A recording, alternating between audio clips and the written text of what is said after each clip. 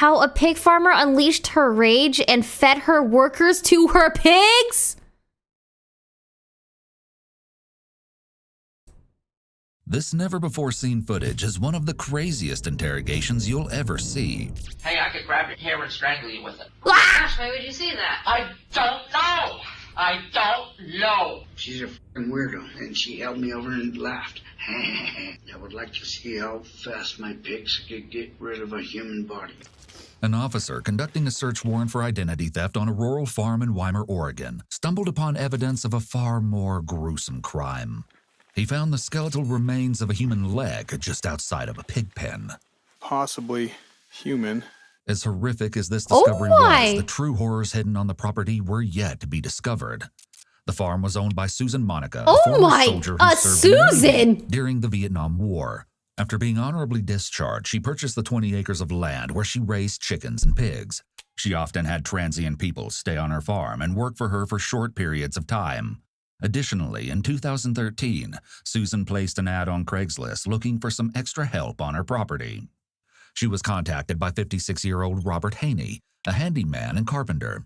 In exchange for payments in cash and a place to stay, Robert began working and living on Susan's property. However, all was not well. And in September 2013, after working for Susan for about 6 months, Robert disappeared. After a few months with no contact, his children tried to find him, but Susan told them that Robert had left her employment, taking most of his things, and vanished. This is another living area. Tool belt.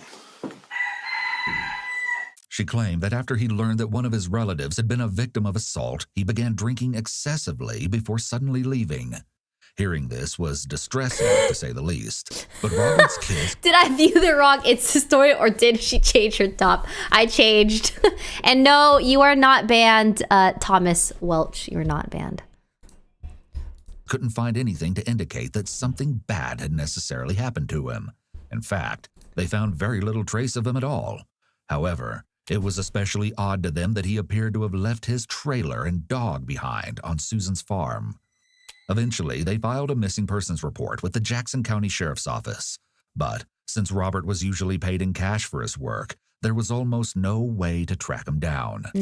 Everything changed on January 10th, 2014, when an officer came to investigate Susan's property. 31 months, However, thank you. he wasn't there to look into Robert's disappearance. Instead, Susan Monica was being investigated for fraud. I asked Amy Young what time she wants to do it. She hasn't replied yet. Robert's food stamp card. This is the inside of Susan Monica's living area. Where we contacted her this morning. What is in those bottles? When we arrived.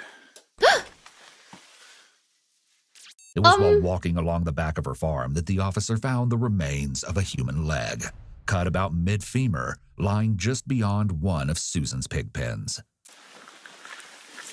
Pieces of other bone. I want to see. Susan Monica was brought in for questioning. The following footage has been analyzed by a qualified team, including a licensed attorney and former criminal prosecutor, a licensed clinical psychologist, a former licensed professional counselor, and a clinical counselor. How you doing? Feel good. The interrogation will uncover even more dark secrets that detectives never expected to find. Well, this is a warrant. Wait, what? Why did... You're commanded to I'm search... sorry. I have to see what just flashed on the screen. And a clinical counselor. How you doing? Feel good. The interrogation will uncover even more dark secrets that detectives never expected to find. Well, this is a warrant. Pigs!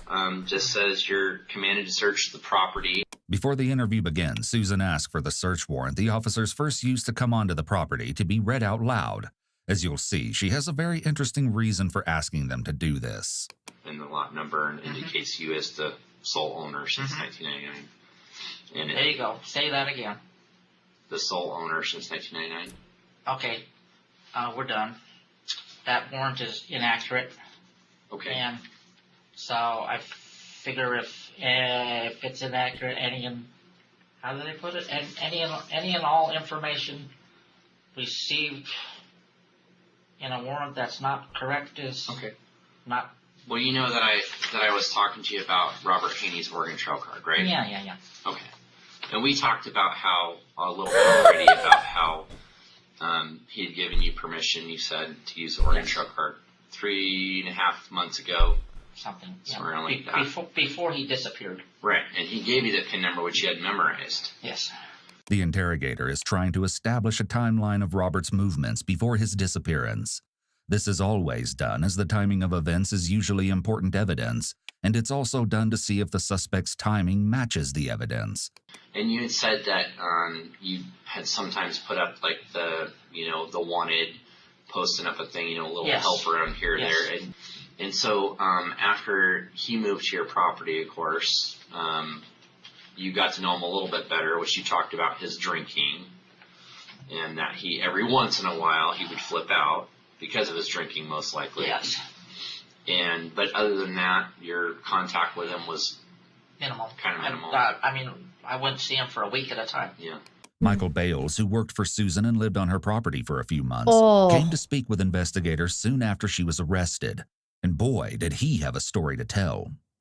We're going to play bad cop, good cop? No, we're both good cops. Okay.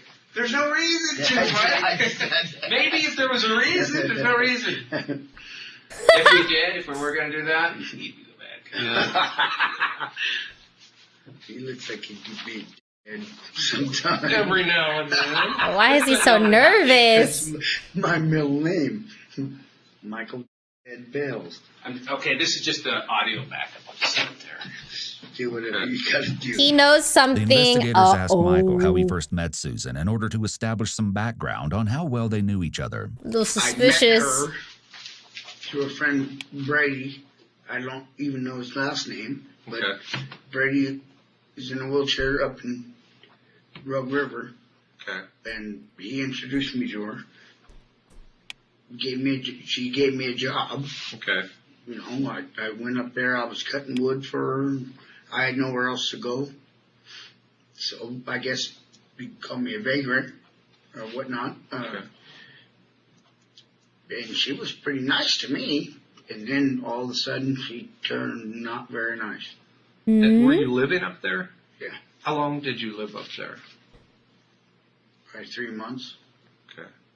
Because Michael lived with Susan and saw her every day, he can offer the investigators valuable insight into her daily habits, as well as into her personality, and he does not hold back when sharing his opinion of Susan. She's a fucking weirdo. What makes you say that exactly? Why? She just gave me the EGBGs. Or The heebie-jeebies? sometimes you can tell when somebody's a weirdo. Mhm. She gave me that feeling. Okay. We're familiar with the property. If you have the barn, were you living in the barn? I lived over in the biggest barn. It was a big old. You can't miss it. We've been through that. I lived in 2 of the rooms.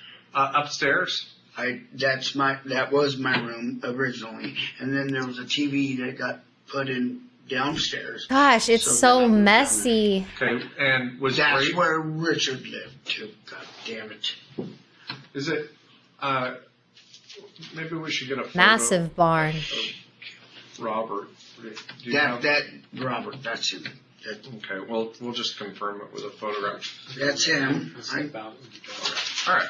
So Robert lived down in the barn in the downstairs. No, Robert originally lived downstairs, Okay. and then he got tired of her screaming at him, so he moved.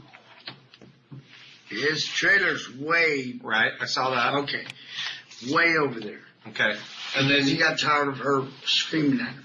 About how long had he been there? Like, about when he said, hey, here's my Oregon Trail card, my PIN number, can you go grab me some beer? And, whatever else. Oh, a couple months. He'd been there a couple months. Yeah.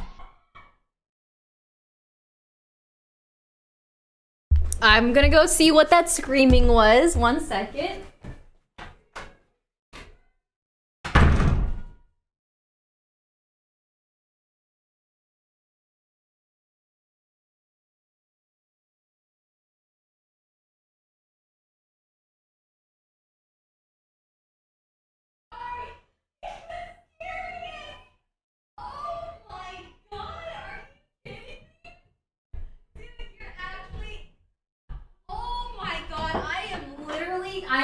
telling them. I'm gonna tell them. You will not believe what caused that screaming. You wanna know what it was? Leslie got a bad carousel round in TFT. I can't believe it. That scream was so loud. I thought something bad happened. In TFT! Bad carousel round. I can't believe it. I actually can't believe it. I saw him. I said, I'm going into town. You want anything? He gave me the card. Crazy. I said, get me some beer and coffee. Something bad did You happen. can't buy beer with Oregon Trail card. So did you use your Well, own something money, or worse. how did Something that work? worse. Yeah. Okay, what would you normally ask him to buy you for reimbursement? Bread and milk. That was it. Okay, Occasionally cheese. okay. Other than that, I've got 500 pounds of pork in my freezers. Oh, jeez. Yeah. That'll keep Is you- it pork keep you or fed for a long human? time, huh? Yes. And for the record, if anybody here would like to buy some pork, I have pork. 80 cents a pound. I'm getting ready to get rid of another pig. The detective laughs and appears to be genuinely finding Susan's story funny. However, it's very likely that he's just trying to put her at ease. Yeah, he's a So pro she opens actor. up to him. He wants her to think he's on her side and that she can trust him. By laughing with her, he's building rapport. Where do you butcher your pigs at? Right there in the barn. Oh, you know how to do it? I know how to kill them, and I don't necessarily butcher. I'm kind of a butcher when it comes to butchering. Oh, okay. Not good at it, but you can do it. Yeah. How do you kill a pig? Boom. Oh, what kind of gun do you have to use for that? 22 Oh, okay. Like a rifle or rifle. Oh, okay. You didn't see it? No. You know, everybody was standing around. Nobody was searching. I didn't understand the search thing when everybody was standing around. Well, we stand around a lot sometimes. Yeah, it was 7 of you standing around and nobody was searching. I know. I think I was the only one working. Maybe. Anyway, I have a rifle there in my house. Okay. I'm not a good shot. I mean, if I'm 3 feet from a pig, you know, what you're supposed to do is make an X between their eye and their ear, and their eye and the ear, and then you shoot them right there. And that's it. And so from 3 feet away, I can hit the target. You know, I see a turkey 50 feet away, and I'd shoot it and go, you know, and jump up in the air and it'd run away. And I'd shoot it again. And one turkey I had to shoot 4 times, and it was halfway down my property before I actually killed the damn thing. Jeez. The detective makes an effort to So it reminds me of when one of the times when I was little and I was in the Philippines. I saw how they kill pigs, and it is just the way they didn't do it like this. What they did was they get the pig, and then they slice the pig's neck and they collect the blood in a bucket. And the blood drains from its neck, and then it's because lechon. Yeah, for lechon, is that what it's called? Lechon. They drain the blood, and then they cook the entire pig. The whole pig gets cooked over a fire. And they also use the blood as well. So I think so. So none of the pig is wasted, which is good, I think. It's a circle of life sometimes. refocus the conversation after Susan goes off on a tangent relating to her method of shooting animals. What did Robert think about your pigs? Did he ever help feed them? No, Did he ever go into their area? not that I know of. Susan exhales when asked if Robert ever went into the pig area. Sighs can be adapter signs of stress, so this could indicate that she's anxious about this question in particular. Although some dismiss body language analysis as pseudoscience, it is used by the FBI and CIA during interrogations.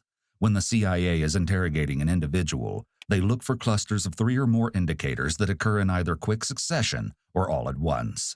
These indicators can be signs of discomfort or uncertainty in what the individual is stating, rather than indicators of deception. It's extremely important to note that you cannot detect deception through body language analysis alone. What did he think of them? I mean, they're noisy at times and Well, kind of smelly sometimes. And he was, well, Susan is clasping her hands together on her lap and fidgeting, which appears to be a release of tension and a stress relief. It's not uncommon for people, innocent or not, to be nervous when talking with the police in these types of settings. He was never around them, I don't think, except when he came up to use that little room. It's a good conversation piece, though. I mean, it would certainly be something I would talk about if I was going to move there. Well, we didn't talk. Like I say, he was there, and you know, the two of us have talked more today than I talked with him in whatever months he was there. He had to have been thinking, well, he hasn't returned for his dog, and what's going on here? I'm confused. Well, Still figuring out a time for the stream as winners with me on one I sec. was, confused a little bit, but like I say, even when I saw him, it was sporadic, and sometimes I wouldn't see him for a week. Looking back, are there things, that come to mind that are suspicious to you or kind of click in your memory, go, oh, wow, that was weird? Everything she said was odd. How about Everything. actions? Like, what did she do around the property? Drove her backhoe around, knocked down trees, fought with Robert constantly. Oh Even when I no. saw him, it was sporadic. We didn't talk. Like, daily? Oh, yeah, every day. Oh She had me go wake him up. Was she, like, feeling like he wasn't pulling his weight around the place or something? Or do you know? I mean... Yeah, what are she they did fighting comments about? Yeah. Yeah, exactly. What did she say? That Robert sleeps till noon and he's not doing any work.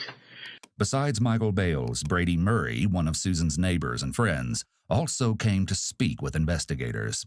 Brady had moved in with Susan 3 weeks before Thanks, this interview Teddies. took place because of family issues. Jen's And over era. the past few Sunbeam, years, he's thank lived you. with Susan on Renegade, and off. Luke, thank you. What he shares with investigators is a stark and startling contrast to Michael's description of Susan. What did she say about this Robert guy? Like, what kind of person was he? No, what she talked about him was to me it was good. It seemed good. He was a good worker. Mm-hmm. She had no qualms with his working. He was alcoholic. He was a yeller. He'd go down, he'd be ranting, right, and she'd hear him hollering down below. It was didn't bother her. But his things would put off. What were some of the things that she didn't like about him? Nothing I know of.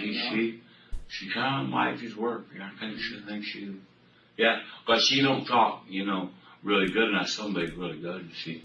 I think I picked a video that's too long. The sheriff talked about it. It was all good to me. He was alcoholic. He was a yeller. He'd go down, he'd be ranting. A few seconds ago. Back in Susan's interview, the interrogator continues discussing Susan's use of Robert's Oregon Trail card. This card is the same. Yeah, food you stamp did. card It's that Susan was actually, using- it's not 2 hours. It's actually 3 hours.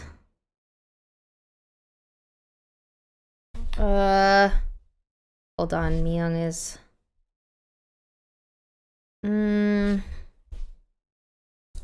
when she was initially flagged for fraud. Was that concerning to you that here he is, he's gone, he's left you with his Oregon Trail card, and, you only get one Oregon Trail card, you know what I mean? So, and he doesn't have a job, so Well, how's he going to get food? I didn't know that. I figured if he had gone to Ashland and was working, he had money to buy food. Okay. And so when did this working in Ashland thing come up? Well, I don't know if it was actual working or not. Okay. Susan shifts her foot, likely an anchor point movement, when asked about Robert working in Ashland. When someone is sitting, That's and a moves whole their feet, Avatar back, or movie. buttocks, this is considered to be an anchor point movement. These types of behaviors can be a signal of deception because it's the body's way of releasing anxiety or tension. And you had mentioned something before about Robert saying that his daughter had been raped. Yes, he mentioned that several times, mostly when, he got really drunk. So tell me about your relationship with Susan. You said you've known her for 8 or 9 years. Yeah, she's been my boss in the past while. That's enough I work for her. Mm-hmm. And just casual relationship, I'm not girlfriend, guy friend, I get it. Yeah. But yeah. Brady finds it necessary to clarify that he and Susan have a casual relationship. Then he laughs nervously. Brady also seems to be shifting around in his chair, looking rather uncomfortable as he speaks. His shoulders are a bit elevated. He seems to struggle when speaking. The inflections in his voice change, and he stutters a bit. These are all indications of discomfort. It seems that Faster? Brady is getting increasingly I feel like nervous. this sounds pretty Susan's not okay. that person. Okay. Susan, you Thanks, guys, Roman. she's, Happy New Year's. A little peculiar, a little different acting. She does have a lot of temper, but she's not. I've never seen her follow her temper with violent acts. Okay. So somebody's missing. Who's missing? What do you know about that? I don't know the guy. I never met the guy. His name's Robert. I understand, right? That's all I know. The information that Brady is providing to the detectives is now becoming even more suspicious.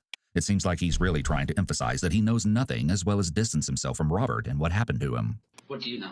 I think this is a good Well, what speed Susan's told because me it doesn't is not a sound lot. sped She up. hadn't spoke a lot about it, but she did tell me that what she I told me, love what she speed told me watching. was that he was the guy that was working for her. I mean, she was straight. I seen your camper down here, anyways.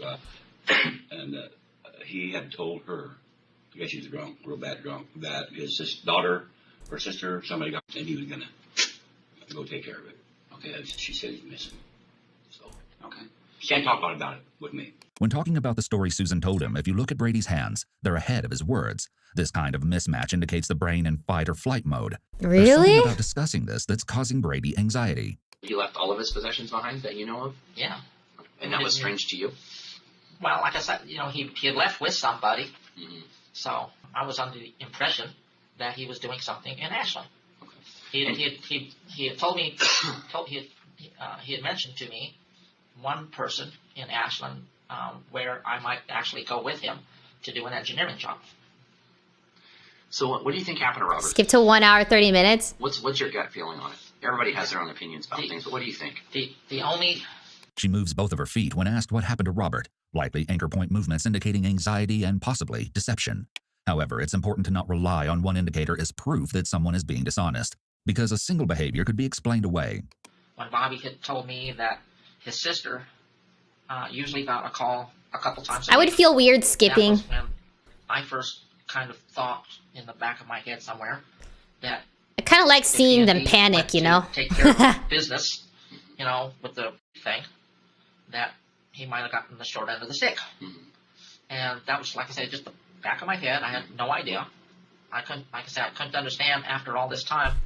If you don't hear from your father for a month, and prior to that month you heard from him twice a week, Mm-hmm. why didn't somebody do something earlier? And then when they came out last week, they said they thought he was dead. And I'm saying, why do you think, I didn't say out loud, but I'm thinking to myself, well, if you think your father is dead, why didn't you do something about this months ago? Mm-hmm. Susan has shown a pattern of superiority, seemingly thinking that she could handle situations better than other people. Earlier, she pointed out how the police department's search fell short, as she felt they were all just standing around. Now she's blaming Robert's family for not looking for him earlier. Why didn't you call? Well, I had no reason to call him. But he lives on your property for a long time, and he never came back. Mm-hmm. Susan hesitates and then sighs heavily, likely another adapter behavior to reduce her stress. She typically responds This is to questions 1.2. rather quickly by either providing a lengthy and highly detailed Is it? response I forgot. or saying that she doesn't remember. Here, Susan shows signs of 1.25. possible discomfort with the question, given her hesitation and deep sigh, which is a deviation from her typical behavior. I don't know. I didn't think it was my responsibility to call him. What if, let's reverse things. What if Robert was the one sitting here right now, and you were missing? Would you have expected him to call? Well, If yes. he's living on your property? Yes. Why? Because because I got up every morning and fed my animals, and every evening I fed my animals, and What's the difference between you and him? because I never, I mean, he's a person, too, who has a life, too. It may not be as involved as yours, but he still has his yeah, daily routine. And well, no, he didn't. He didn't have a daily routine. well, he certainly had to eat. You said that he ate food up at the barn. Yeah, but I wouldn't necessarily see him. Okay. I didn't see him for a week at a time, Okay.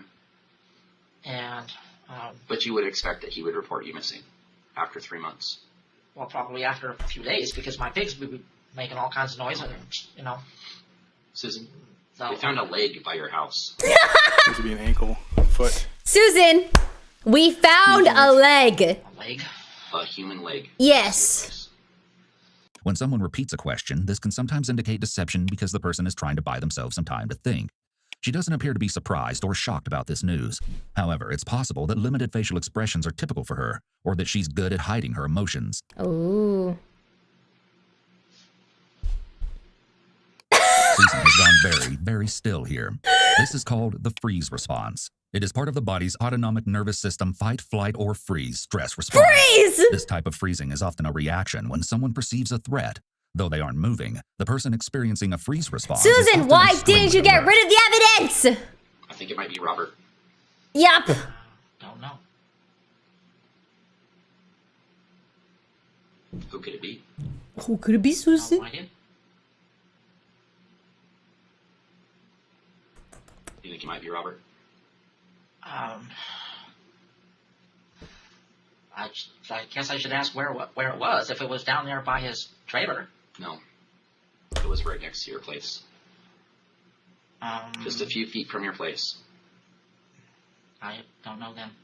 If it were down by his trailer, he might have fallen down the hill or something. But if it was up at my place, And his leg fell off, Susan? Is that what you're trying to say? That's it. Do you think it's kind of strange that there's a leg right next to your place? Very. Does it concern you? Yes. Do you think it might be Robert? It could be, but I can't understand why. I can't understand how it. I can't understand how it would get there because I can't see him having an accident up by my place. How do you think it got there? Yeah, Susan. How? What's your best reason? What's your best reasoning for how it got here?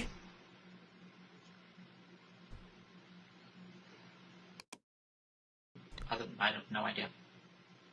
What do you think we should do at this point? What should we do, Susan? I mean, are you worried about Robert? Do you think it might be him? I would definitely get a DNA test to find out if it were. That's Do you true. think if we searched the 19.99 acres that we're going to find any other parts of people? If it's Robert's leg, I guess the rest of him is there somewhere. So you think a coyote drug it right next to your house? That would be the only thing that would make any sense to me. What do you think happened to Robert? What happened, What Susan? did he do? I have no idea.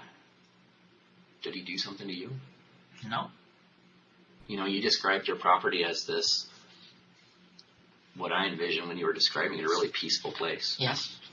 And you seem like kind of a quiet person who would enjoy being out away from people and not, around where things are loud. I mean, you said yourself you don't even have the radio on in the car, and you're smart. You do well with your money. The detective compliments Susan in an attempt to gain her trust. He knows that Susan thinks she's very smart, and by using flattery here, he hopes to distract and disarm her a bit. And it seems to work. You like your animals, you like your privacy and the quiet out there. Mm-hmm. That's why you picked the place. Yes. Because it's out in the middle of nowhere, really. It's beautiful out there. I think it's beautiful. Getting there slowly. So you have this peaceful, tranquil place, and you try to help somebody out, because it sounds like you are a person who likes to help people out. Yeah. You're trying to support 4 people right now. Well, You're trying to take care of them. You're trying to be good with using their money and helping them out to be smarter and not just drink a 12-pack and get wasted. Right. So you seem like a legitimately good person who's trying to do the right thing. And then along comes Robert, and you try to help him out. But for some reason with Robert, he has these episodes. This is strategic because the questions about Robert likely sound to Susan that the detective believes she is responsible for his death. Saying that she's a legitimately good person is part of the detective's theme development. He's trying to make her believe that he thinks she wouldn't kill someone for no reason to get her to confess. He wants her to latch on to this line of thinking. She's a good person who made a mistake and had a reason to do what she did. Played like a This will fiddle. likely be much easier for her to admit to, especially when the alternative is that she's a cold-blooded murderer who had the intent to kill Robert. The detective also mentions Robert's episodes as a way of giving Susan an out to explain that she killed Robert because he was being aggressive with her. And I'm not, Well, it's not what you're making up. Well, I mean, Brady has episodes. Okay, too. well, let's focus on Robert, though. Okay. Robert had some issues. Yes. Everyone knows that. It's actually documented in police reports. Okay. It's unclear exactly what the interrogator is referring to by documented in police reports. He's just However, this lying could to be her, reference maybe? to an incident where Susan's neighbors called the police because they heard Robert making a lot of noise. He was allegedly drunk at the time. What exactly transpired before the police were called and when they arrived on the scene is unknown. he was a guy who could get loud and drunk and cause problems and pretty much ruin that peaceful, tranquil place that you have out there. The detective is explaining that Susan is a good person who liked to help people, but perhaps Robert got loud and drunk and disrupted the tranquility and solitude. Okay, I have news. We are announcing the 3 Streamers winners that will win full PC setups at 5 p.m. PST. So in 2 hours. 2 hours. Sounds good. 5 p.m. PST right here. He's attempting to give her another excuse for harming him in a scenario that's somewhat 3 hours? understandable to her. He hopes Susan will run with this theory and confess to her true involvement. No.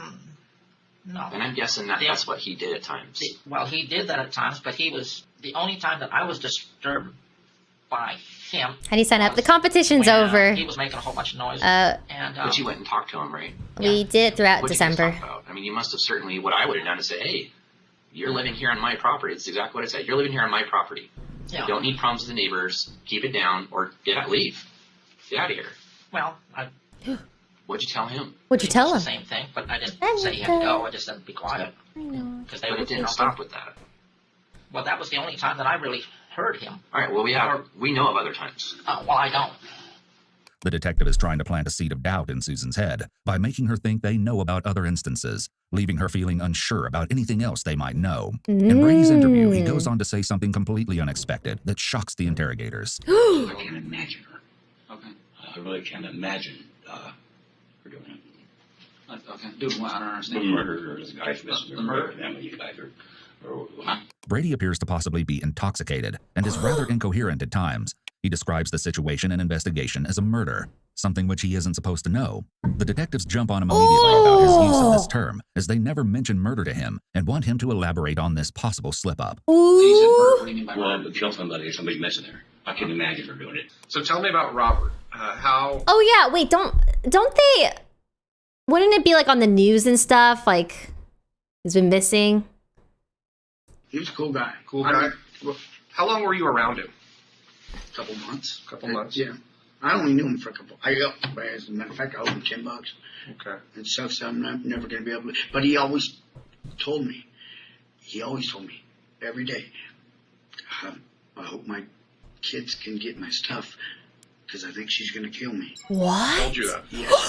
Wow. Okay. Dude, what is that? What did they just flash on the screen? Because I think she's going to kill me. Okay, Told I you give that. up. I give up. Wow. Okay. So Leg tell me gasp. about that. When? What Not made the him say pigs that? Tell me again. about his I don't- relationship with Susan. I think it was the I know bones. that. They didn't get along. They didn't. No. And she said she has no idea what's happened to him. You know, he's gone. That's not a lot. She hadn't talked a lot about it. When did she first start talking about she didn't know where? Is that before you moved in? Did she start talking about, hey, he's not around anymore? Oh, comma period is frame by While talking frame. about Got Robert, it. Brady's body language is closed off. Take a look at his feet. Having his ankles tucked up under his chair is not a comfortable seated position. That's what and I'm doing indicates right his now. Significant discomfort. Notice throughout his interview whether his legs are out in front of him or tucked away under his chair with his ankles tightly locked. This is another indicator of anxiety and is a guarded stance. Or maybe it's just comfortable. Actually, when I moved in, when we really come out, I realized that, wow, this is big. This guy's missing, and I'm thinking this could get big. That's about that time. And why did you think it was getting big? Because, I mean, did she think that maybe he just left? I mean, what was she telling you? Well, He leans back, rubbing his head with his hand, all of which are signs of uneasiness. Stephanie was saying that Stephanie telling him that she talked about feeding her pigs to yeah, you guys heard that. Well, tell us. I don't people to feed people their pigs. It's a joke. Mhm. It's a joke. I'm sure it's a joke. So, well, tell us But what she you didn't even did her, Brady insists this is just a joke several times in this short span of time. It's a joke. Oh, no. People sometimes repeat things over and over to try to convince Oh, others of the no, truth of the no. statement. So tell us about what you It was know just about a that. joke, Like, bro. she's there and stuff. You guys, I really, really seriously doubt. I know her pretty good over the years, guys. That Susan could do anything like that. Saying really, really seriously could be considered a qualifier, which is often stated when a person isn't being truthful or is withholding information. Robert says this Me as when he's I moving try his head to back and forth, meet the seeming essay word uncomfortable and count. fidgety. Typically, when a person is being honest, there are no unusual or jerky movements. The body moves smoothly, as in Michael's interview, where there's no evidence of unusual mannerisms or movements. And and we're not sitting here saying that she did or didn't. We don't know. We're here to talk to you. And In we're here to conclusion, hear your to side. So, I mean, conclude, there's some statements that you're saying that she. my observation in the theory. Okay, and tell me about that conversation you're having with her when she's saying. Well, no, Stephanie was telling me her guy's missing, and she's ironic. The kid's saying, she's telling feeding pigs to people, and now somebody's missing here. It was a joke. Okay, Really a joke. Repeat statement. So you didn't actually hear her say that? No, it's serious. Stephanie told you that she said that? Yeah. And when was that conversation you had with Stephanie then? I don't know, a week ago. This guy's cracking under the pressure. So that mentioned, I'll beat her like pigs a few times. I've said pigs forever. Yeah. I think so. I'm not sure. It seems that Brady is trying to reveal bits and pieces about Susan's more negative or concerning qualities, but at the same time, he's trying to protect her. Brady may be He's doing this in order to torn. protect himself because he might be unsure of how much the detectives know. It's possible that Brady doesn't want to completely claim that Susan is innocent. He wants to reveal some concerns or suspicions about her to cover himself in the event that the detectives discover that she did in fact murder Robert. Michael, on the other hand, isn't trying to hide his suspicions about the type of person Susan is, which is why he presents so much calmer than Brady during his questioning. Do you think Robert died in the pig pen? Ooh, this is a different vibe. Susan sighs, likely to release her nervous energy. Well, if you found a leg in the pig pen, I would say that's possible. Would your pigs eat a person? Um, A pig's an animal. They don't know any better. yeah, no, I've heard of pigs eating people all the time, and like I say, I've joked about it, and then I have a weird sense of humor. There's a deviation in her behavior here. Susan's speech isn't as fluent as it typically is. Oftentimes, deviations in a person's usual behaviors and manner of speech during an interrogation is a possible indication of lying. She sounds unsure and hesitant, as if she's watching her words and being cautious. When I told you that there was a leg by your place, your expression didn't change. It doesn't seem like it's that big of a deal. It is. Well, certainly if I found a leg by my house, I'd be freaked out. Well, I'm not freaked out, but I'm, very surprised. It's just Well, the leg goes to a person. Well, I don't even know. Obviously dead. I don't even know that you're telling the truth. Susan is kind of turning the tables here because the detective has been doubting her girl. truthfulness, so now she's doubting his. She appears to be educated about the fact that police sometimes lie during interrogations, and she might enjoy pointing this out to the detective, as she may think this knowledge is further proof of how smart she is. I am telling the truth. Well, I don't know that. You just might be making up stories to get me to say something else. Well, I'm not lying to you. I am telling you the truth. Well, like I said, I don't know that. I'm just looking for Robert. What? And I'm worried Why about would he that do lady. that, Susan? Robert. This morning you were looking for a Why would he lie about Oregon Trail this? card, so, What else would he be It seems trying to like get out of Susan feels you? like she beat the detective, in this round at least. Yeah, look, she's because getting she turns her confident. body towards him in a more confident manner. Yeah, and she As leans she's forward. likely feeling more self-assured, she mentions that finding the leg is immaterial evidence anyways.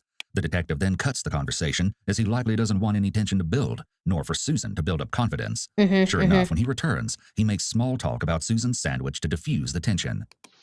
You get a couple plates? I need one. Oh, just one. Well, you said a couple, not one. Well, I'll use another one later. After the two detectives regroup outside the interrogation room, the second detective begins a new tactic with Susan, in the hopes that this will get her to admit to something. So, Susan, I don't think I interviewed It's happening. myself very well. I'm Detective Eric Fox. Hi, One Eric. of the things that I do is I'm a medical examiner, deputy medical examiner. So that's one of the reasons why I'm here, is because I help to determine cause and manner of death. Yes. So obviously, there's a human leg there. Okay, it's Possibly, yes. Well, it's human. I'm still not. It's human. I can guarantee you that. Okay. Okay. And it's somewhat decomposed. I mean, it's been around for a while. Ugh. So obviously, it came from a person. Right? So Well, that's like I said, the only. When she says, like I said, she's using what's known as a referral statement.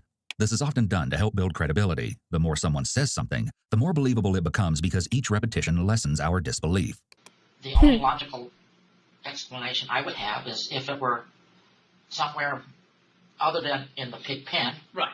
that a coyote might have some grabbed it. animal or whatever. Well, moved it. I don't know any other animal. I've been watching Detective Henderson talk to you, and I kind of got an impression of kind of the type of person you are. That you're kind of a very logical person. Yeah, compliment her. You can memorize numbers. You see things kind of linear in facts. The medical examiner is trying to build rapport with Susan and appeal to her high sense of her own intelligence.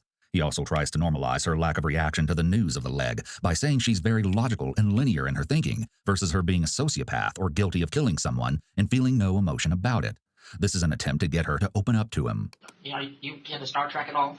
Yeah, I remember Star Trek. I was, Okay, when I was a kid watching it. I'm 95% Vulcan. Vulcan, there you go. And 5% Klingon. So it's right on. Right? By comparing herself to fictional Star Trek characters such as the Klingon, it shows that Susan identifies with violent creatures that have a strong sense of ritual and must do things their own way. Oh, So, wow. Yes. So Logic. Yes, I'm very logical. yeah. So you can see what's next in line here, probably. Well, I that's, mean, yes. I think you can anticipate what's happening.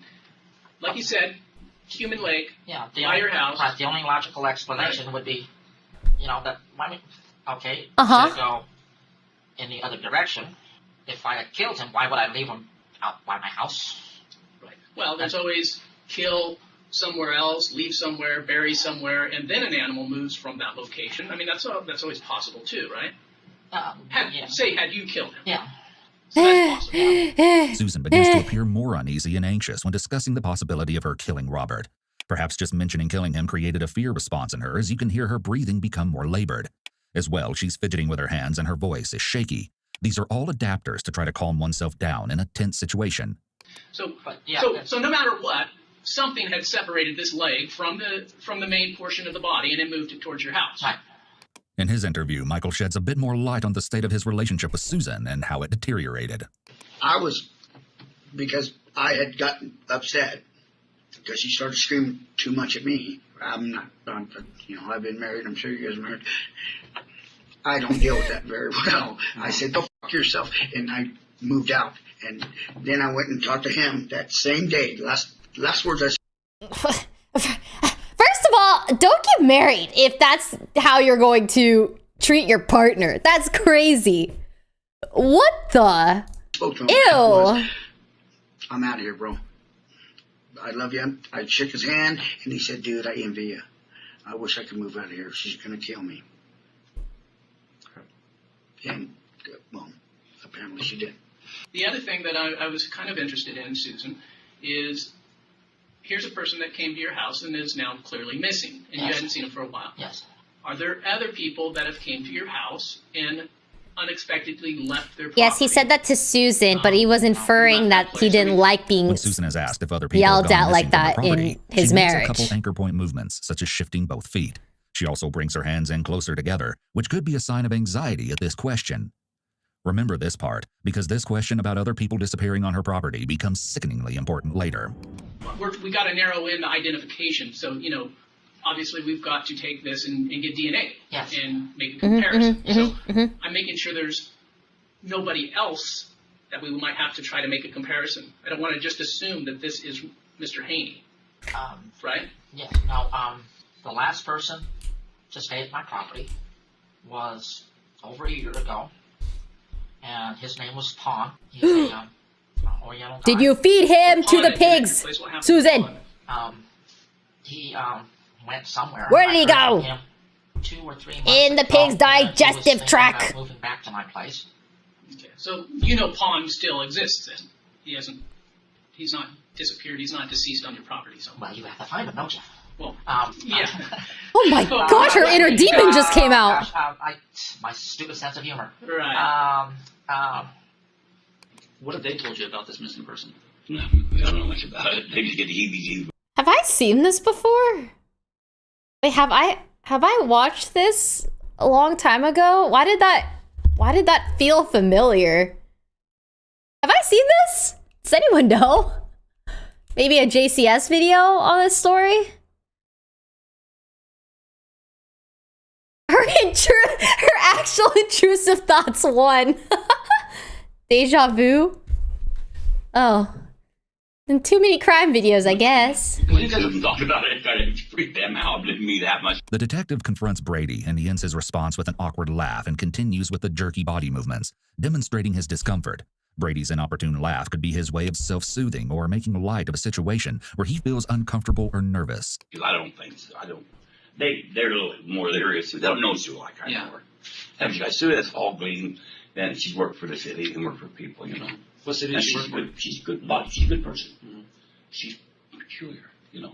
And that's what, you know, people don't understand. A lot of people are. I can see her doing it. I can't see her doing that. I really can't see her doing it, guys. So why do you say that, though? Open your eyes, Brady.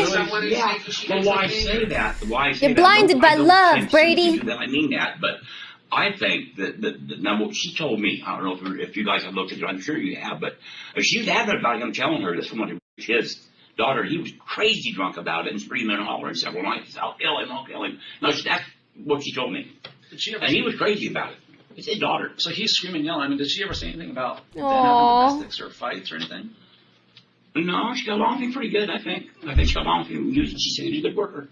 You know, right when we started, you mentioned about, well, I don't think she did it. I don't think she would murder someone or kill someone. I don't remember the exact words you used. I guess the question we're asking, what makes you think we even think that? Where did this come from? Sue done it? Yeah, where did this Why wouldn't you think Sue may have done it? Heaven's sake. That's huh? Well, he's missing, right? He's missing. So, it's on her property. Notice Brady's word choice here. He said it was on her property, and yet at this point, he hasn't been informed about the gruesome discovery found on Susan's land. I've done Brady! lots of missing people cases where people call in, they say, hey, so-and-so used to live here, but they left. Well, you guys have showed up there. You've been there, you know, and she said, she told me that you guys are looking at it. Okay, there you go. So when did you Oh, do that? no, no, I no. don't know, a week ago or... But why I know she Yeah, the suspects reason you we're guys trying to are understand on. what you're saying. Well, I can understand that. You guys can understand that somebody missing from our property. And so she kind of gave me that same impression, you know. But she didn't seem real concerned about it now. What does she think happened to this guy? She hasn't really. I haven't really asked her a lot about it, but she hasn't offered much information on that. Mm-hmm. What do you believe our next step in this investigation is going to be? Well, I would say go look in the pig pen and see if you find any more parts, and especially clothing. Where else would we look, do you think? Clothing strewn about Susan's property. Actual photo. I think we would look at It's not looking good, Susan. My neighbors are Karen and Lorna are over here. So when he went crazy, they heard him and they hear everything, and then complaining to you guys and to the county and everybody else. And that's why I lost my hair a couple of years ago. Susan has been deflecting with generic statements prior to this, but this comment is way off topic and may be meant to elicit sympathy from the detectives. The county had come out and said I needed to clean up my place or I was going to get fined $600, and I had no idea where I was going to get $600. So for 2 nights I didn't sleep. And then immediately after that I started. Susan pushes on her forehead with her hand, which is known as facial distortion. This behavior often happens when someone is feeling especially anxious or upset. Susan's land is very important to her, and the thought of losing it was likely very stressful for her. She's a little stressed or whatever. I've always been somewhat of a loner, and now I'm very much more of a loner. I don't go anywhere.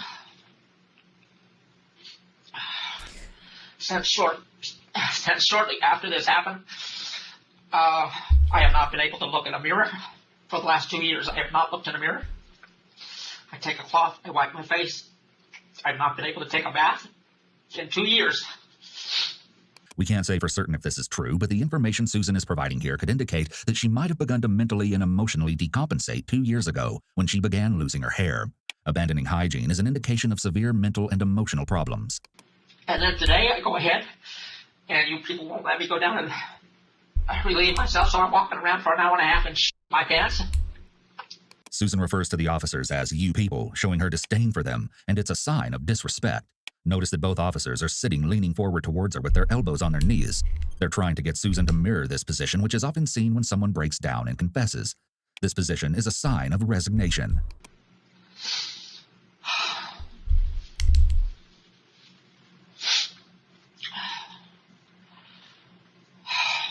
You guys are... What do you think the chance? Okay. We have to pause for a minute. And we must talk about these Leslie allegations. First of all, Susan is a murderer, okay? Yes, there was a shower reference, okay? But that Leslie showers, okay? Do not compare Leslie to this murderer, all right? Leave my girl's name out of your mouth. We're sick. We're sick of your cheap humor. We've heard it 1,000 times.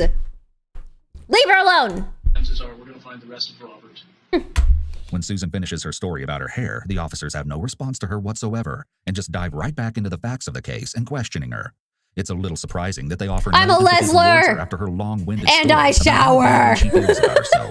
By not acknowledging her feelings, the detective may have damaged the rapport that he had built with Susan so far.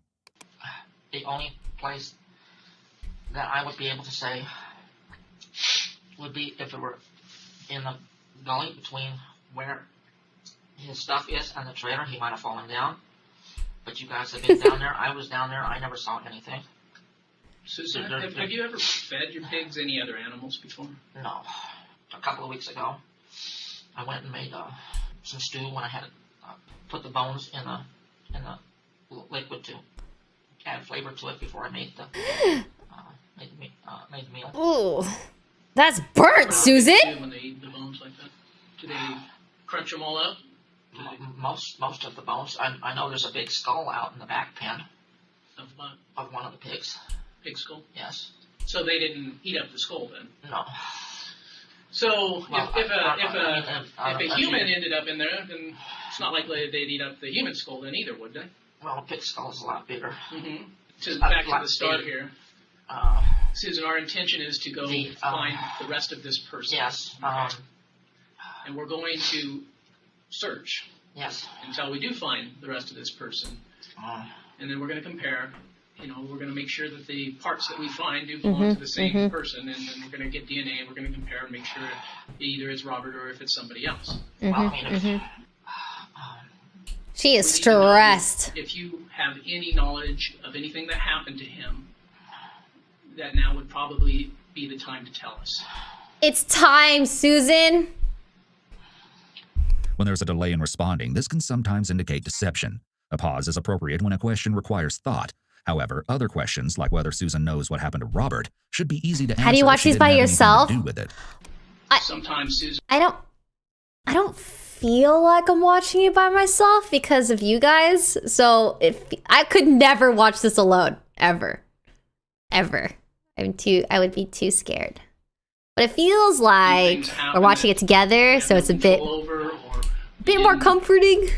Know what's going to happen, or for various reasons, and we hide things out of fear. Oh, blubbers. The detectives start using the Reed technique, offering alternate explanations for why she did what she did, and offering a less morally despicable explanation by saying things like, things just happen, and people make mistakes. This is to get her to latch onto one of these explanations and confess to some involvement. They're doing this now because they can see Susan is feeling defeated and has lost some resolve in sticking with her lies. Yep. If my pigs did eat Robert, would you kill my pigs?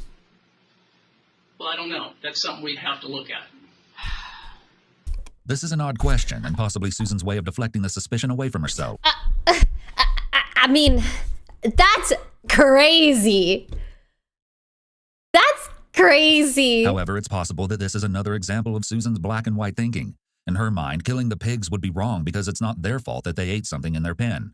The pigs don't have morals that would keep them from eating a person, so she doesn't think it would be fair for her pigs to die for doing something that they can't control. Yeah, you mentioned an incident to us where... Ooh, it would be kind of odd eating a pig that's eaten a person. Susan held you into the pig area. Tell me about that. I thought she was Pig blaming! But she's Leave the pigs alone. She's bigger than you are. They didn't know. She just lifted me up and held me over the pig farm. Because I was looking at her pigs, and she knows I'm scared of them. Is that cannibalism? Right. I would never get in there. But anyway, I was looking at her, and she held me over and laughed. Chat, you're crazy. And then she told me, I would like to see how fast my pigs could get rid of a human body. Are those pigs friendly? Huh? Are those pigs friendly out there? Well, technically, okay, if a pig digests a human body, it's digested and it breaks down. I almost said ingredients. Breaks down the parts. So technically, it after, it's digested. And then if you eat the piggy, it's technically just nutrients. Oh God, it's so hard to talk about. Aggressive? So was she mad at you at the time, or did No. it seem like something just kind of I thought it was funny. Okay. I thought she was kidding. Okay, so you guys were involved in an argument at that No. time? The DNA can According to stay Michael, she though? laughed as she said these words. If this is true, this could be an indication that Susan may have some sadistic traits, as she might derive enjoyment from inflicting harm on others, or at the very least, from bullying or threatening Ooh. others. Oftentimes, people with antisocial personality disorder have sadistic tendencies. We can't draw any conclusions about Susan's diagnosis, but with this information being revealed by Michael, there's a possibility that Susan may have derived pleasure from thinking about and acting on feeding a human being to her pigs. Large pig there. Ooh. Susan, why don't you just tell us what happened?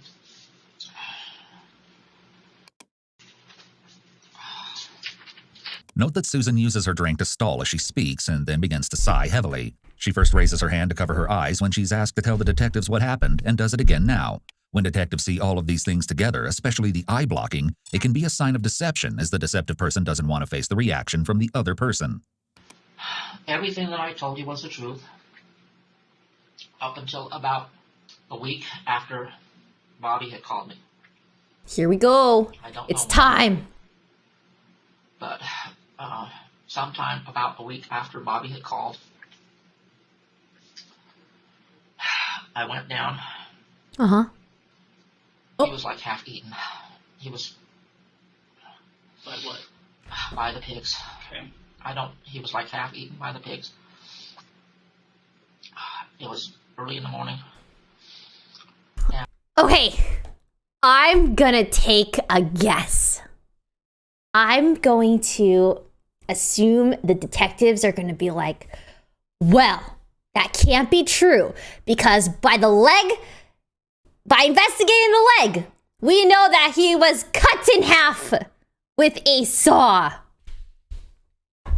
And a pig can't do that. Because I bet she probably chopped him up before feeding him to the pigs, right?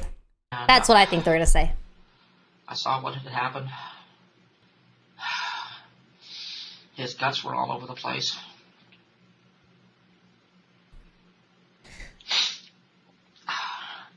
Eye blocking again. He was still alive. What? I knew he wasn't going to be alive for more than, a few more minutes. Here she is covering her mouth with her hand as she says this, which could be another clue of deception. Mm-hmm. People who are lying sometimes hide their mouth, attempting to cover the lie. I went back up to my Alive. house and I got a gun and shot him in the head. If it was true that Susan found her pigs eating Robert, most people would have immediately either gone to try to help him Uh-huh. or called 911. Yeah, true. When Susan says this, her mouth is covered by her hand, almost blocking the words coming out of her mouth. It's possible that Susan's trying to hide her emotions by covering her mouth because maybe the sadness she's trying to express is feigned. I didn't want my pigs to be shot. For not... Okay, this is smart of her because she probably shot him in the head first and then fed him to the pigs. So now this checks out. So if they find the skull and there's a hole in the skull, it kind of makes sense. For not doing something that the natural causes. Well, pigs get hungry. If he was out there, I don't know what happened to start with. If he went out and started doing something to them, I can't see that my pigs would go ahead and do something to somebody without cause. There's a deviation in her behavior here because she's much louder and there's more emotion in her voice compared to just moments ago when she was describing how she supposedly found Robert half-eaten and shot him. It's possible that this change in tone of voice is an indication of tension, as a change in pitch is often a sign of emotional stress. It's also safe to say that Susan simply feels more strongly about her pig's well-being than she does about Robert's. Yeah, she loves the pigs more than They've always been Robert. very friendly with me. They still are very friendly with me. I didn't want to say anything, and because I was afraid you were going to go out and shoot my pigs. That's not going to happen right now, okay? We're going to look into that, but tell me, back at the beginning, how did you know Robert was there? Did you hear noise? What happened? I came down in the morning. I can say this was maybe, it was over a month since I had seen him last, because it was about that time when Bobby had called me to ask me what was going on, and I told him I have no idea. And so he had been gone. He had been gone over a month.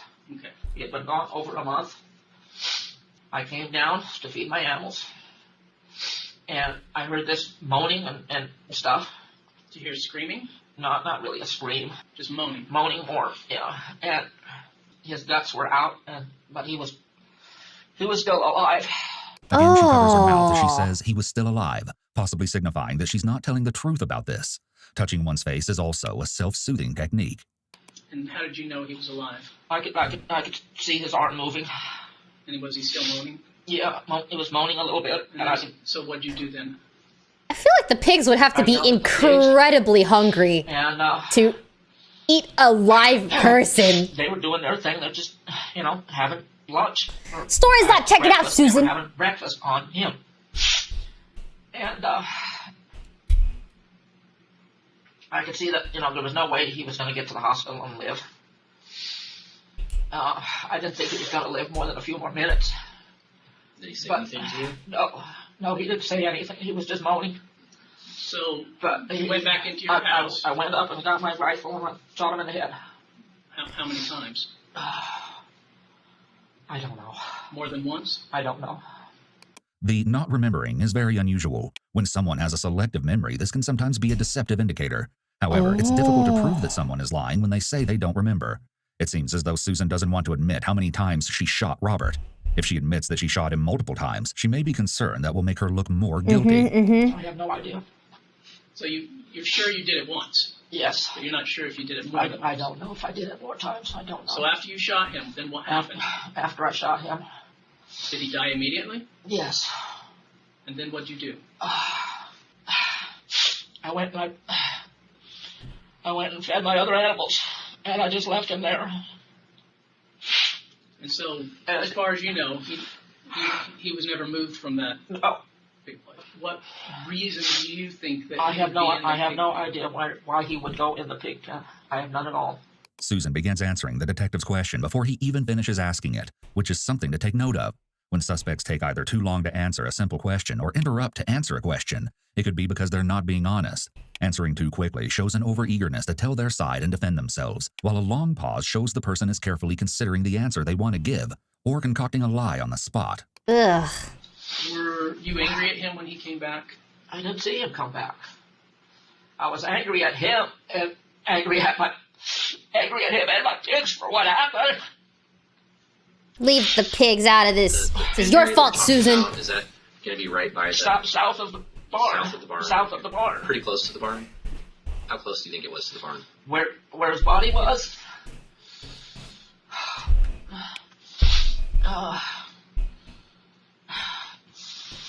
40 feet.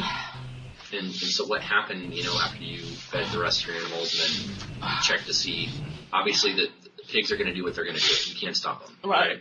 So if they're going to come back to him, if you originally maybe you were trying to shoo him off, but obviously leaving him there, they're going to eat him, right? Yes. Susan covers her face, displaying that she either is ashamed of what she did or feels overly stressed. Hiding her face psychologically removes her a little from the situation and the direct glare of the interrogator. So, did you check back to see? A couple days later. Well, no, I mean every day. And did you ever move any part of him out of the pen? I mean, there's got to be some parts that aren't eaten, like you said, they don't eat clothes, right? A few days later, when most of him was gone, I went in there and I picked up the clothes.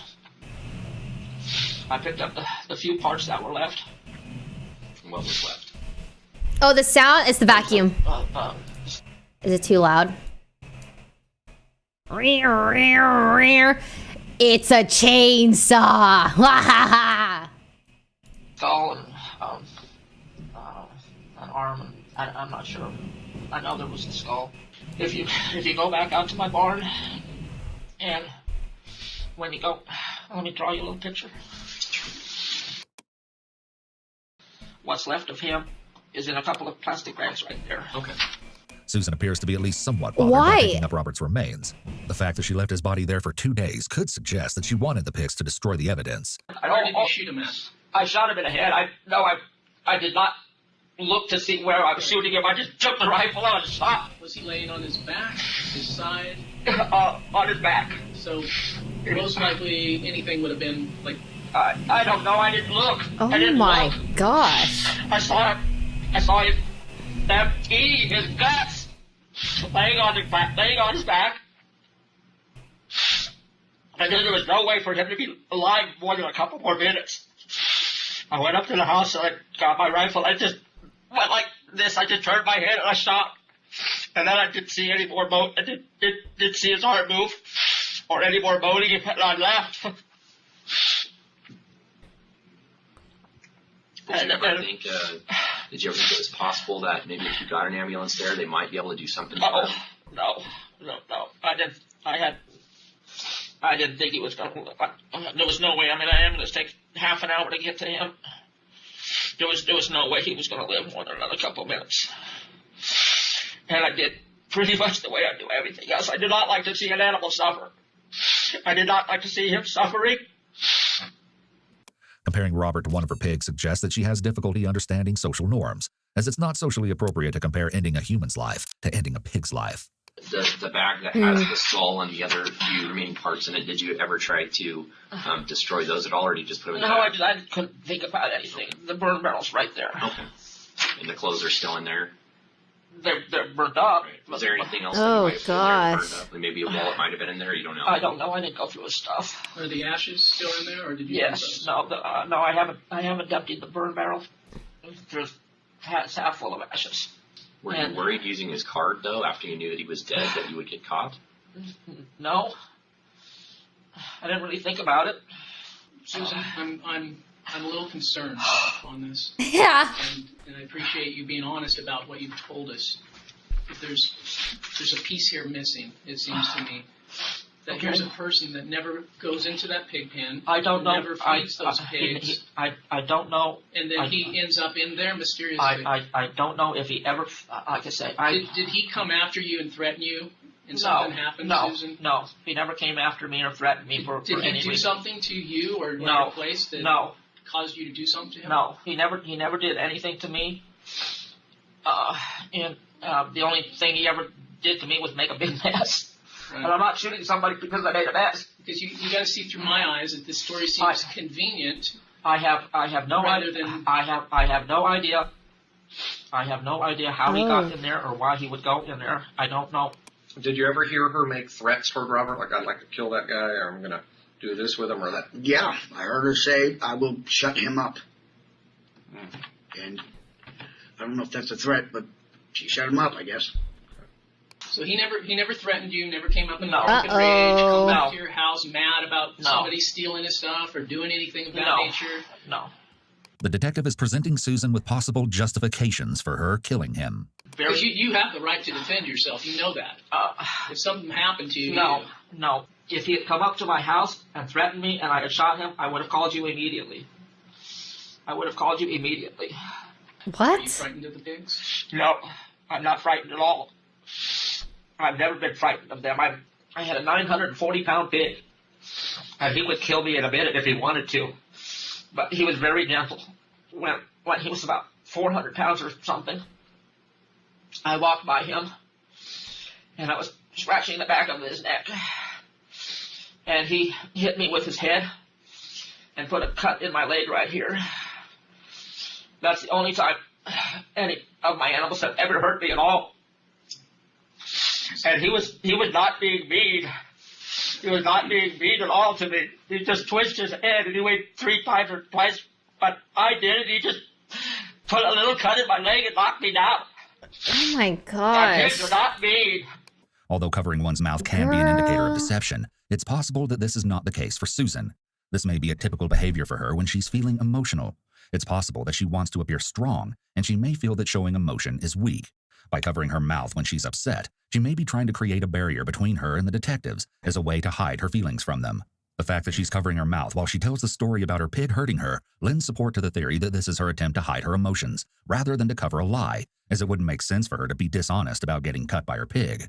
This is why it's important to not make any judgments about whether someone is being dishonest simply based off of one deceptive indicator. You need to look at the whole picture, not just one small piece of the puzzle. True. I do not know why. I do not know why he was out there. I do not know if he had been out there previous to that time. And I have no idea what happened to make them do that to him. Susan, would you be willing to take a lie detector test? Yes! Susan immediately agrees to take a polygraph exam. She may believe she can pass it, as she clearly believes she's smarter than the officers. No problems at all? No problem. And obviously the issue would be, Uh-oh. did you shoot him after the pigs attacked him, or did you shoot him first and then take I him? shot him after the pigs. He was laying on the ground with his guts out. Okay, I'm just asking if you'd be willing to take the test. He was laying, yes. Interestingly, Brady reports that Susan has a hard time killing the pigs, contrary to her statement earlier when she made jokes about butchering them. But she loves pigs. She loves them. She has a hard time butchering them, actually. She what? She actually has a hard time butchering them. Butchering them, okay. She does. So you've mentioned that you heard her say, kidding around with the feed people to the pigs and all that stuff. Has she ever talked about doing that? No. It's possible that Susan uses humor as a coping mechanism when she's feeling uncomfortable or stressed. Making light about something she actually finds emotionally difficult may be her way of proving to other people that she isn't weak. And like Detective Fox is talking about, it does really sound like it's more of a story of convenience, of something that, it's explainable, but it doesn't really make that much sense. We understand that you are saying that you shot him, okay? I still don't know if you actually found the leg or anything, but if you did find it, we did. If you found the leg, Susan! Yeah. As far as like the skeletal structure of a person. You're crazy! That looks like a leg. It is. Okay. If it's in the grass, then it had I don't know. In the Susan appears distressed about seeing the photo of the leg. Flipping it over was her way of reducing her stress. Out of sight, out of mind.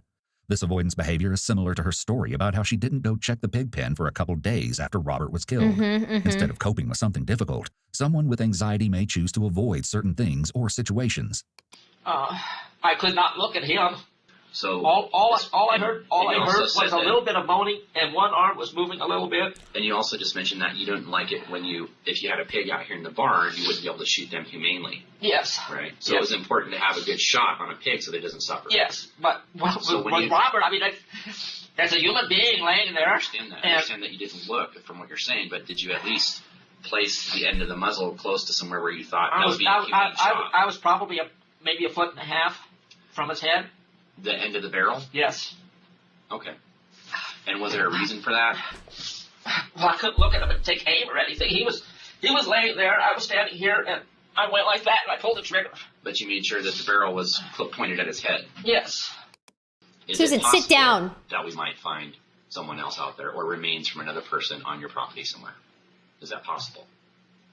Anything is possible. I don't know how you found that leg where the whole was. Okay. What if that leg's not Robert's? Whoa! Whoa! If it's not, I don't know who it would be. Oh, Susan! Uh-oh. You're not very, and I don't know if Detective Fox is getting the same thing from you, but you're not it seems like before where you kind of wanted to say something, but you didn't. You held it out, and then and it's like you want to say it, and this is like Detective Fox said, this is your opportunity to do that. Susan, who else is out there? Instead of asking again if anyone else is out there, which is a close-ended question that could be answered with a simple yes or no, the detective switches tactics and asks directly who else is out there. This is known as a presumptive question because the asker is assuming that something is true, in this case that there is another body. This question may catch Susan off guard. If she was being honest when she initially denied that any other bodies are there, she likely wouldn't have to think about her response. It would be something easy like no one else is out there. However, if she knows that there is another body, she may pause to think about her response. To my knowledge, no one. And if that leg is not Robert's, I would very much like to know it myself. Her reply is especially suspicious, as most people would be able to definitely answer whether or not a dead body was on their property, even if it is a large area. Using this qualifying statement such as, "to my knowledge," is a major red flag. Oof. You know, I'd very much like to know it myself if it's not his, and how it got from the pig pen to wherever over there in the grass you found it. I have no idea. Right. And sometimes bad things happen to good people. You know, misfortune. I mean, who would have thought that Robert would have ended up in the pigs, right? Yes. So did something else bad happen to you? The only thing, and I will admit, I have thought about it quite a bit, maybe too much. What? Is that Karen? I mean, I have thought about killing her 100 times. Okay, well, we're not talking about Karen. Yes. What? I understand that. We're not talking about Karen. Okay, well, that's... Oh, what a weird thing to say. Your hair falling out over Yes. that incident, aren't you? Yes, I lost my hair within 2 months. I mean, that's devastating, Yes. especially for you, isn't it? Yes. It's very hard for me to sit here right now. Yes, and even You talk know, about it, isn't yes, I mean, just wearing this, like I say, I never leave my property, and I would not have today without putting my wig on. And your story about shooting A Robert, wig I know stored that's in true. You Susan's shot room. him when he was in the pig. That is a very dirty remote. And I know that's true. But where else did you shoot him? People don't always die from the first shot on a .22. Where else was he shot at? I have no idea. Was he standing up on the first shot? No. No, he was laying down on the ground. Well, you know, we have the skull. Oh. Right? Yes. We're going to take a look at that skull. Yes. And you know how forensics are. I'm Yes. sure you watch that kind of stuff and you understand. One of the things I got on the... And we can take a look at that. What do you call it? Right. And we can take a look at those angles. Mhm. You know, you put the rods and the lasers Yes. and you can figure Yes. that all out. And we can tell if they all those shots came from the same area. Yes. And we can also tell if it happened somewhere else. Mhm. You're shooting at the head. Yes. Is there some other way that something we're going to see that doesn't make sense to your story? Like I said, I might have shot him 6 times. I really Right. don't know. But are we going to have an angle that doesn't match your story? I have no idea. Susan! I have no idea. He was on the ground. Right, I know I that went like part's that, true. and I know that's true. I can sense that. I can Okay. tell that. But I can also sense that there's something missing. There's some part that something happened between you two before that Literally happened. and figuratively, Susan. Something happened. Something's Do missing. you feel responsible? Did you ask him to go out and feed the pigs? No. And so now No. you're feeling guilty No. about that? No.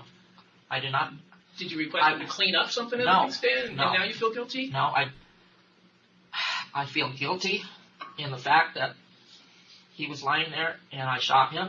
Mm-hmm. I feel guilty for, the fact that my pigs ended up eating most of him.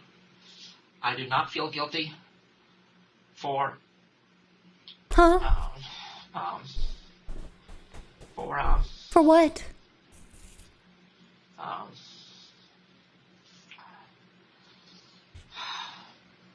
I do not feel guilty for causing his death. Well, Right. okay. Although your gunshots are what ended it completely. Yes, I mean, obviously. he would. We were not standing here together, Right. and I did not shoot him in the head. What? Did you ever point your rifle at anybody No, before? A person? no. While I was in the Navy, if I saw something suspicious, I would throw a hand grenade at it, or sense and even thought about shooting anyone. So you value human life, right? It sounds like you do. It sounds like you have an I don't. understanding. No, I don't. Okay. No, Well- I should not be saying it, but I'm trying to tell the truth. I do not value human life very much. The only thing wrong with this planet is there's people on it. If it weren't for us, A motive. all the other animals, dodo birds and whatever else would still be here. Okay. Well, how did you feel about Oh, Robert? I don't know about dodo birds. What kind of person was he? Well, I try to repeat here. I don't know him. What about, what did you see with Robert and his dealing? They did not like each other. Okay, you saw them having words? Yes. And what was that about? What? No, she wanted all her work done for free. And he wasn't agreeing to that. Okay. I used to go talk to him every day. He was my buddy. Just like Brady appears to feel loyal toward Susan, Michael appears to feel loyal toward Robert.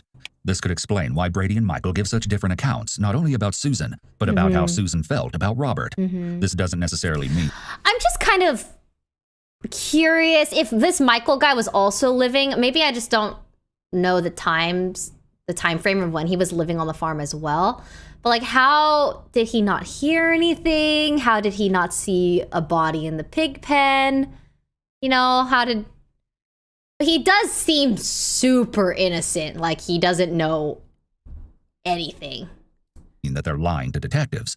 However, it may be easier for them like, to where remember was he when this was what happening? they believe is true. This is known in Oh, he psychology as left? confirmation bias. He left before. Oh, okay. That makes When sense. something happens that fits with what we already believe, Brady, we're on the more other likely hand, to see it as important and therefore remember it. If something happens that doesn't align he's just with a our little beliefs, whipped, we I may guess. discount it.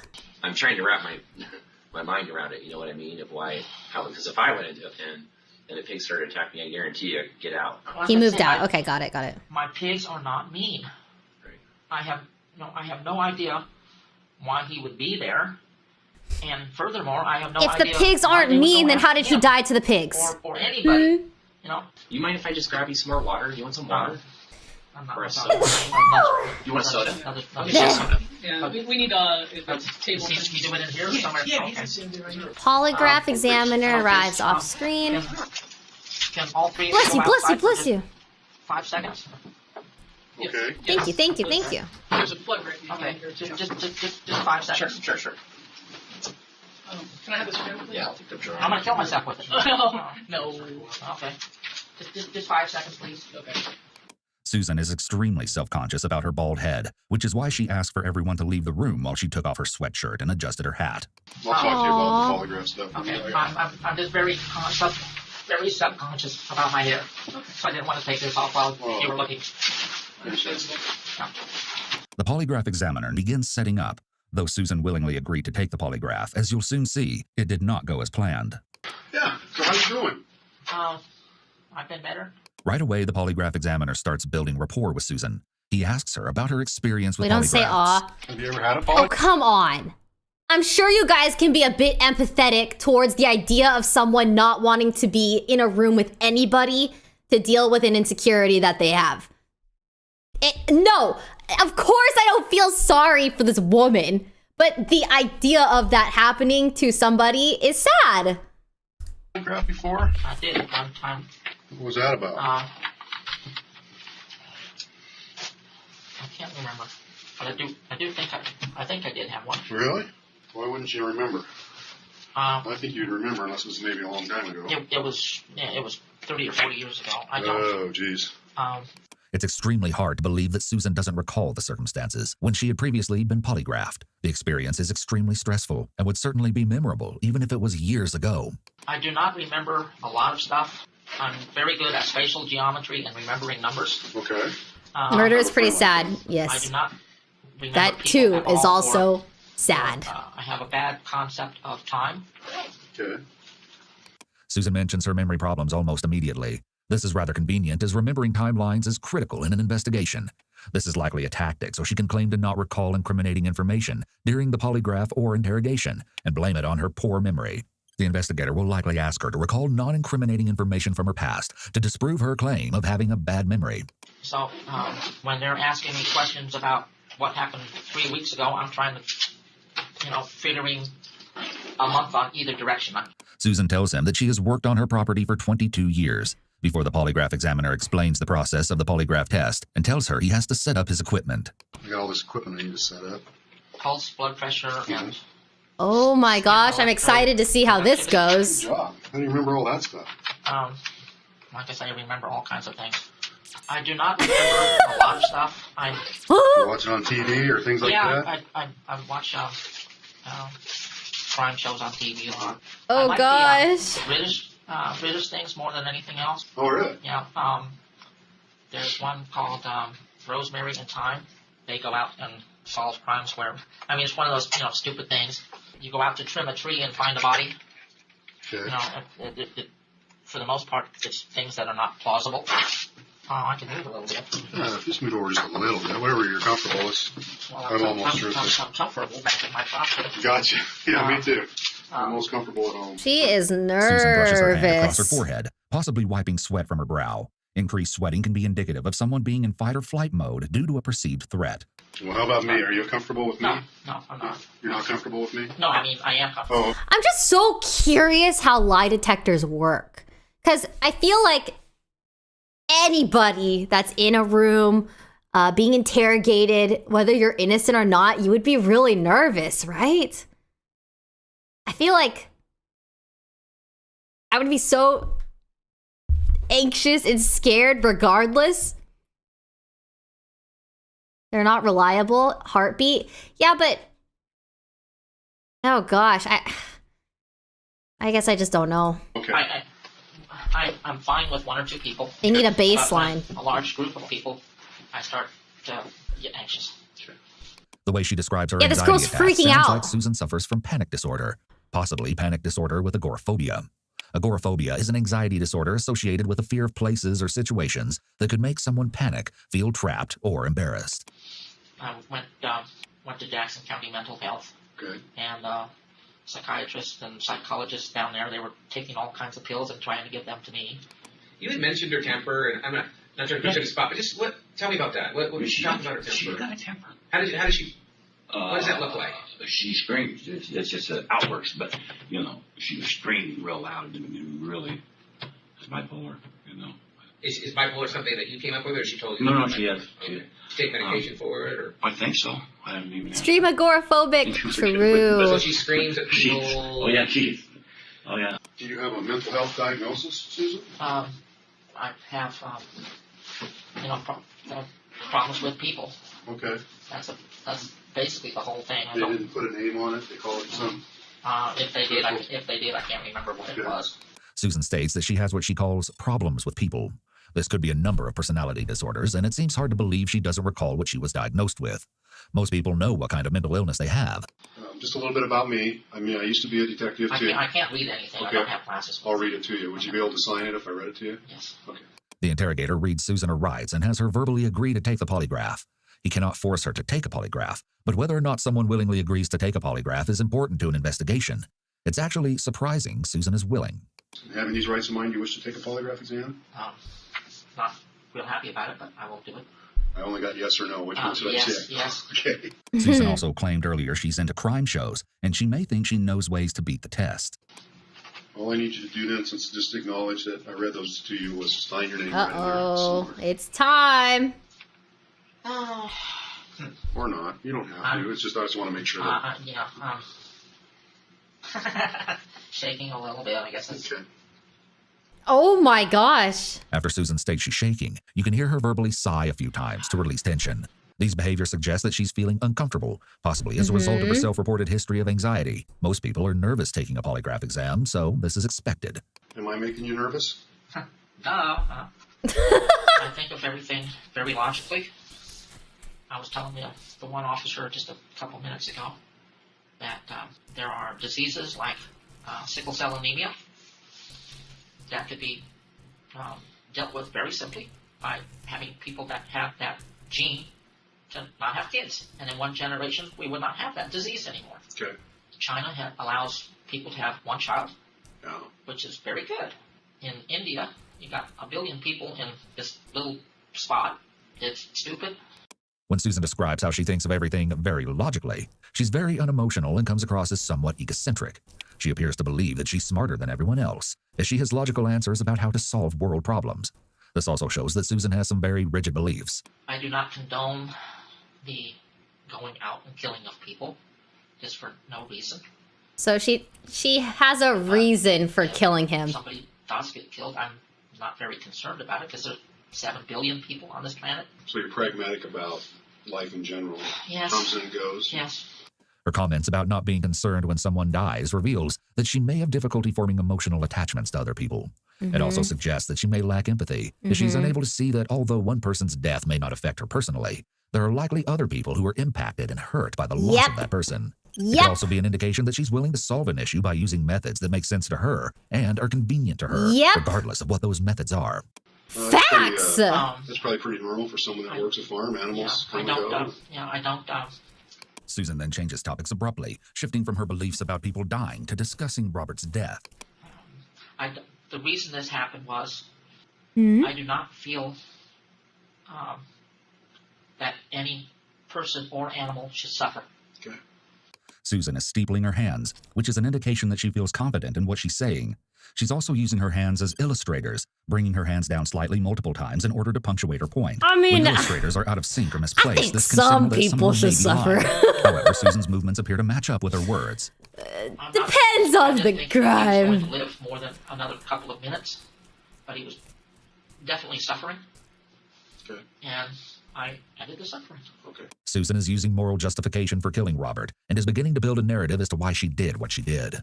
She alleges she was simply ending his suffering and was acting humanely. Her explanation of what she did to Robert also shows her rigidity of thinking. She thought it was okay to end his suffering, and so she went ahead and shot him. A jury might be less likely to convict someone of murder if this were truly a mercy killing, but she could still be charged with murder. Do you have any Yeah. concerns about taking any polygraph examination today? No. Have you had any injury or major surgery in the last 6 months? No.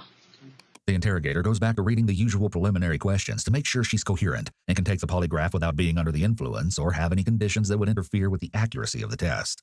This is always done as the machine picks up physical and biological responses that can easily be affected by drugs, alcohol, or certain medical conditions. However, it's check. important to note that polygraph exams are notoriously about- unreliable. An hour past 24 and hours or 20 so. minutes-ish. I had a margarita that was very weak on the third Thursday of last month.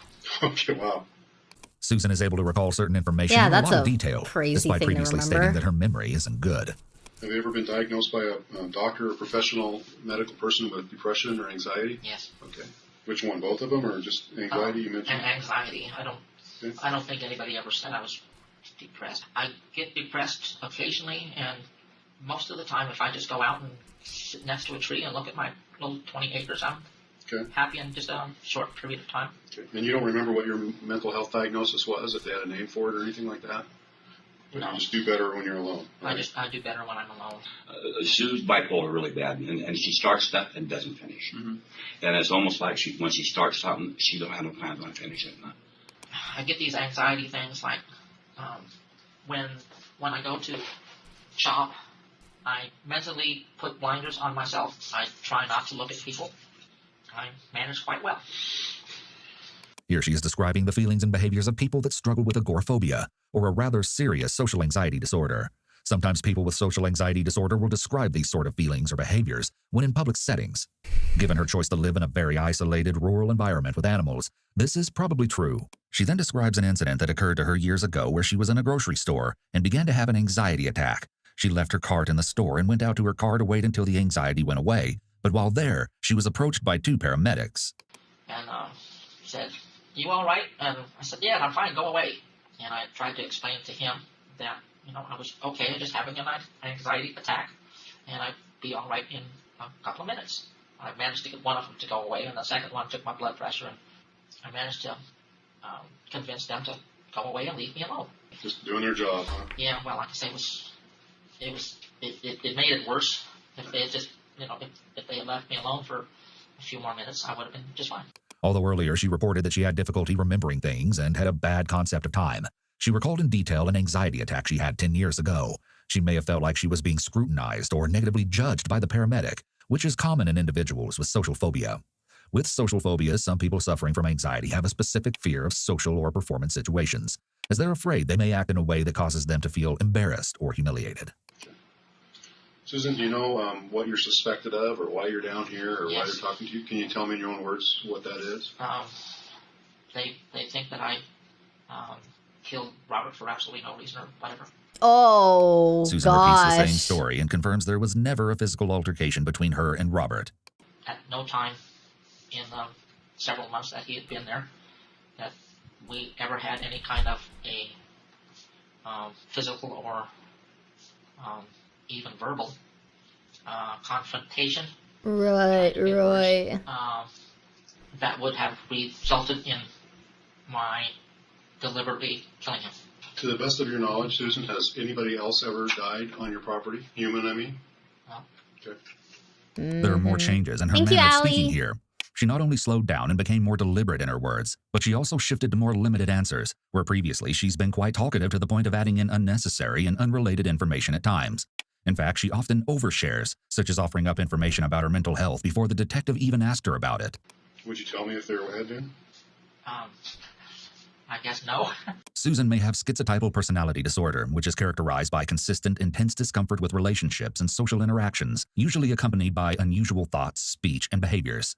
It typically leads to severe and persistent anxiety and a tendency to avoid social situations. I don't think she's hooked up People yet. with schizotypal personality disorder tend to hold peculiar beliefs and don't respond appropriately to social norms and cues. This would also explain Susan's flat emotions or limited or inappropriate emotional responses, incorrect interpretation of events, and her dressing in peculiar ways or being unkempt. However, Susan doesn't appear to have any ideas of reference, which is when someone interprets random events as having a special meaning for them, or magical thinking, like believing she has special powers, which are some common symptoms of schizotypal personality disorder. Although she technically only needs to meet 5 criteria for this diagnosis, the ideas of reference and magical thinking are pretty distinguishing symptoms for this diagnosis. To our knowledge, Susan has never been diagnosed with this disorder. Appreciate your honesty. Trying. I tried to avoid this whole thing to start with. Yeah. And apparently they found a lady somewhere, and I was not really concerned about him. I put him out of his misery. I do that. I'm gonna leave it I playing. do that for my animals. I'm and gonna go potty. This was the first time I did it for a human being. Then I went ahead and was thinking about my pigs, worrying that if I told anybody that they were going to come out and shoot all my pigs for doing what pigs do. Susan's utter lack of concern for Robert and the fact that she only cared about her pigs being taken away cuts against her story that she didn't kill him by her own desires. An innocent person would have been traumatized shooting someone they've known, even if they didn't have an extremely close relationship. Susan expresses no signs of remorse or guilt. She appears to have very rigid beliefs about her animals being more important than any human's life. This is the biggest thing that makes no sense to me, is why he would be in their pig pen. And you can ask me 4 times tomorrow and 3 times the day after. It doesn't make any sense why he was out there. Repeating "it doesn't make any sense" makes her sound honest, but Susan is smart. She may be trying to make herself sound believable. If he had attacked me for some reason, and I had killed him, I would have called you immediately. I'd say, hey, look, this time, pulled a knife on me or whatever, and busted in my room, and I shot him. I will repeat this at no time, during the time that I knew him, did we get into any kind of a fight. Saying they never had any altercations removes any possible self-defense claim she may have wanted to allege. It sounds like tensions are pretty high just when you leave, right? You've had it whether you leave. So when you leave, it's Susan and Robert are the only ones left on the property? Yeah, and she killed him. Okay. I'm not a cop, I'm not a detective, but it doesn't take a we're just moron to figure this out. Okay, we're just trying to put pieces together. And she killed his ass. So why do you think the detectives think that you might have killed him before the pigs ate him? I have no idea. Does that make sense to you that they might think that happened? Well, it makes sense that they think it might have happened. Okay. But to kill somebody for making a mess, Well, it's happened before. I mean, I've known of other cases where things happen, and accidents happen too. The interrogator is offering an alternative theory, which is a Reed technique where he will present a less morally despicable justification for her actions. He suggests that perhaps she killed him by accident, as she made it clear that she didn't do it in self-defense. He's hoping she'll latch onto the idea of an accident, as it's a less morally objectionable explanation. I didn't miss anything important. Let's go! Yeah, this was not an accident. Before all this had happened, he was more logical, like I am, which, to my knowledge, not knowledge, to my whatever. Anyway, to my feeling, would not cause him to be suicidal or anything like that. I did not feel that he was depressed, as other people have said. My one neighbor said that she had talked to him and that he was very depressed, and I did not get that feeling from him. If this was her way of trying to shed doubt on Robert's mental state, it was a very discreet way of doing so. By sharing that other people claimed Robert was depressed, Susan implies the possibility of him taking his own life. However, no one would take their own life in this way. Yeah. Susan, That's a crazy way to take your someone actually life. caused his death before he was Feed yourself to pigs! for whatever reason. How is that And then call the possible? police about it. What do you think should happen to someone like that? This is a common question police ask suspects, as their answer can be very informative to their state of mind and consciousness of guilt. A guilty person will usually give an answer that includes a less harsh punishment, or doesn't give a straightforward answer. An innocent person will generally want the most severe punishment for the killing of someone they cared about or knew, with little hesitation. Say that again. Well, I mean, you say that you shot him because you thought he was a goner anyway. Yes. If he was even still alive. Yes. So let's say that's not the case. Let's say it was something else. And let's say someone killed Robert for any other reason and threw him in the pen. What do you think should happen to that person? Go to jail. A non-guilty party would suggest a much harsher sentence for such a disturbing and heinous crime. She then displays traits of antisocial personality disorder and callousness toward Robert's death. I don't like people. I think, if we got rid of a billion or two, the world would be a lot better for a short time until we repopulate it again and make, I think that the human race is making a big mess of this planet. But no, if you simply kill people for no reason, you should go to jail. Her statement of killing people for no reason shows that she likely believes there are valid reasons to kill people. She and believes perhaps she had thinks a her valid for killing reason to Robert was kill valid. Robert. She then gave another little hint into her psyche by revealing her rather negative worldview of humanity and her indifference about human life. She doesn't care that he's dead. 2 weeks. Are you just kidding? Yeah. Her joke is very 2 telling of her billion. disregard for both human life as well as the seriousness of this situation. She avoids giving an actual answer. That's not up to me. Well, I'm asking you because I'm curious as to how you feel about that. Does it matter to you whether it was an accidental killing or an on-purpose killing? Would that make a difference to you? Oh, yes. Okay. Well, the other officer, I've been joking about this for a long time, much longer than before I actually shot somebody, that I was going to feed people to my pigs. Admitting that she joked about feeding people to her pigs will be key evidence to show both planning, premeditation, and that she was involved in Robert being put in the pig's feeding pen. She loves talking about that. Just off to the right side of the barn and facing it is a large pig pen. I have heard, I have not read any conclusive evidence or anything to the fact that if you feed meat to a pig, it doesn't do them good. I feed them when I kill another animal. Most of the time I'll give them the guts. Susan, have you ever fed your pigs any other animals before? No. Oof. If it's an accident, which to the best of my knowledge, this was not an accident by me. It's a bit strange to say, to the best of my knowledge here. It's almost like she's leaving room for the possibility that she may have been in a dissociative state or not recall that she killed Robert. To the best of your knowledge, you said. Is it possible that something else happened? No, I guess I phrased that wrong. Okay, well, I do listen to words. Yes, Susan, okay. and Yeah, well, and I think you do too. Yes, I try to. I'm bad with words, and I get. It takes me a long time for words to get from the back to the front. Had it been an accident, I'd be home right now. I want you to play the role of a dishonest person for a second. If you had actually done something different to Robert that caused his death, what would keep you from telling me that right now? Don't want to go to jail. Okay, fair enough. I have Robert staying in this room, and then 10 feet away from him, I've got body parts. Why did I not get rid of it a long time ago? I don't know. Yeah, I don't know, Susan. Psychological situation where I would become a mass murderer and just go into a school and start killing people, or go into go into a crowd and blow myself up or something like that. Okay. My general feelings when I get these anxiety attacks is more homicidal than suicidal. This will be a useful statement to show that she has the ability to do what she did. It almost appears that the time she spent in this interview is wearing her down to the point that she's becoming a bit sloppy and not watching what she says. It's possible that Susan is referring to having intrusive thoughts about harming others. The intrusive thoughts which are are unwanted winning. thoughts or urges that pop into one's head and often cause great distress, can be common with anxiety disorders. Intrusive thoughts are often about some loss of self-control, such as harm to yourself or others. I've never acted on anything like that. Has she ever got physical with you at all? No. No. She screamed at you? No. You've known her for a long time, right? I mean, almost 8-9 years. What does she do when she gets upset and mad? I mean, you have to have seen her mad. I mean, She just screams. She just screams. Screams. Well, I've seen a lot of yelling and no action like that. No, not really. She's not a whoop up, you know. She's not a fighter.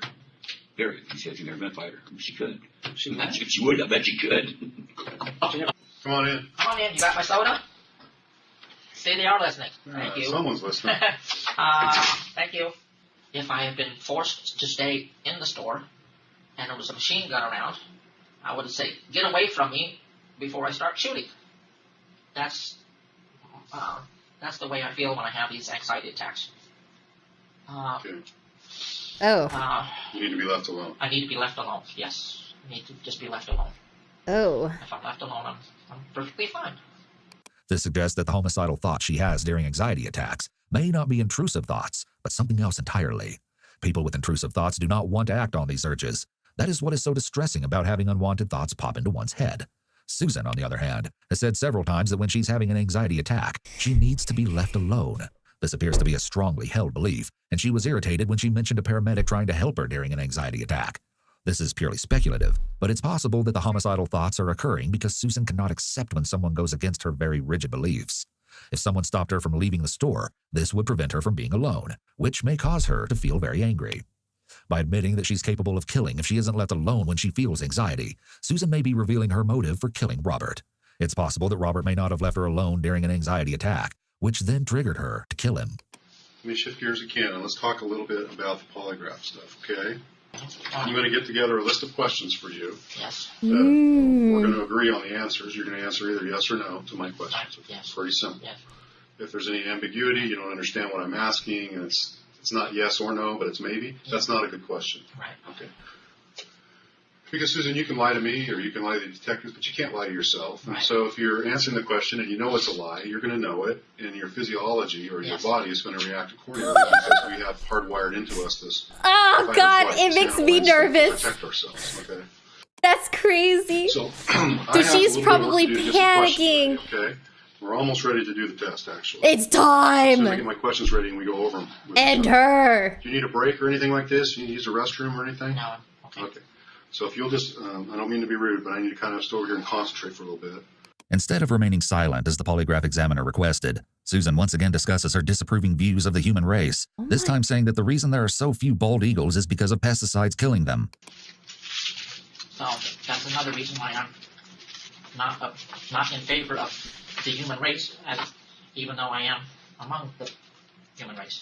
Susan again indicates her preference for animals over people, which she seems to happily admit without it even being asked. She fails to realize that these comments are making her look like the kind of person who would kill someone and then allow her pigs to benefit by eating them. I can type, but I can't. I can type, but you can't read what I've typed. Why is that? Because my spelling is atrocious. Oh, just spelling, okay. Everybody says the English language is hard to learn, and I agree with them. City should start with a C, or possibly an S, but it should not start. Wait, city start. Cat should definitely start with a K. To the best of my knowledge, it was Benjamin Franklin that said we should only have 23 letters instead of 26. City. That before too. He also Cat. wanted the turkey to be the national bird, or what do you call it?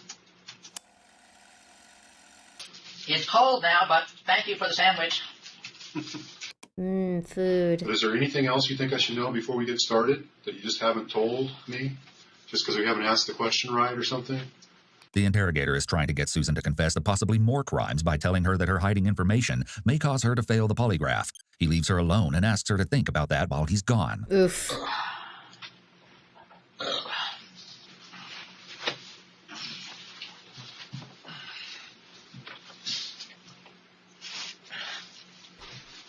Oh. Whatever. What happened? Susan wipes feces off the chair with her hand and then uses her hands to wipe her face with the tissue. Did she poo herself? Okay, Susan, why don't you stand up for a second and I'll move that chair just a little bit. I want your arm up here like this, okay? The interrogator discovers Susan has gone to the bathroom in her pants. Okay. Oh, What's that right there? God! Is that something on the chair? Or? No, that's something on me, which I hadn't done in 60 plus years. Okay. And that was totally, I think the cameras in that thing, they're totally your fault. She blames another officer, claiming she had to use the restroom hours ago. However, she never is heard asking to use the bathroom and wouldn't have been denied permission. This is extremely odd behavior and suggests she may be more mentally ill than she comes across. No, it doesn't matter. I'll watch the cover later. Okay, yeah. Okay, there's a few questions on this test that have to do with you're going to answer truthfully, and I'm going to know it. Like, is your first name Susan? No. Answer truthfully, no. Yes. Okay. Hold on. There's so much happening. Okay. Wow. Okay, did she oh my god. She immediately answered no when asked if her name was Susan. And she was like pointing the blame everywhere for why she pooed herself. This crazy. Currently sitting down? No. Yes. Say, if you're going to mess with my test, we wasted a couple hours. Okay, yes. Okay. Susan is intentionally answering the baseline questions incorrectly. I She seems see. to have no real desire to take this test seriously. And I don't know how long it would take you to find out, but Susan Monica is not my name of birth. Oh. I will say that, but I think Oh, okay. Well, that's no problem. I will say that it has been that for the last 40 years. Oh, that's an easy one. Let me. That's important. Let me change that. Well, what is your real name? I'm not saying. Oh, okay. What? The interrogator sets up the polygraph examination and has to reset the machine multiple times because Susan complains that it isn't comfortable. Finally, he begins to conduct the test. Okay, Susan, this test is about to begin. Please sit still. Fine. Try not to talk. Just answer my questions, yes or no. Yes. Do you intend to answer all questions about Robert's death with the truth? Yes. Not including this investigation? Have you ever lied to police or any other authority? No. This is hard.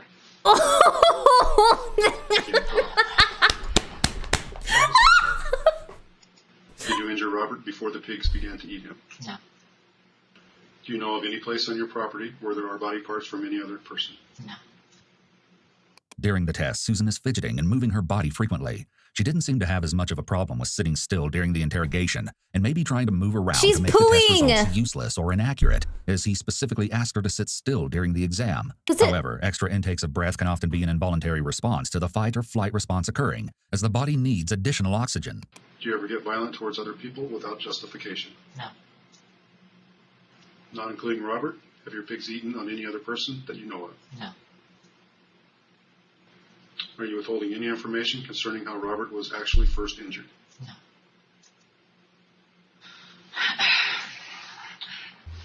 Sorry.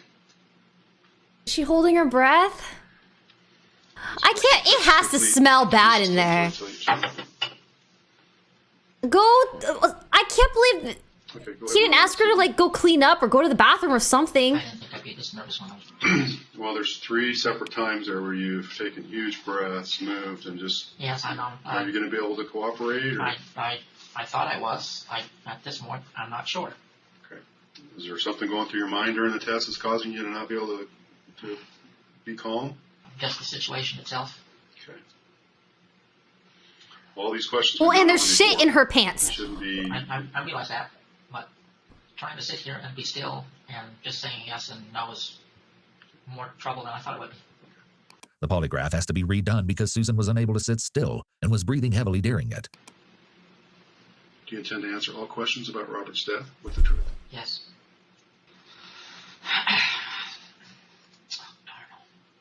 During the second round of the test, Susan begins heavily She's coughing doing at the it on end. This is a way to purpose. sabotage the polygraph test. You're not slick, Susan.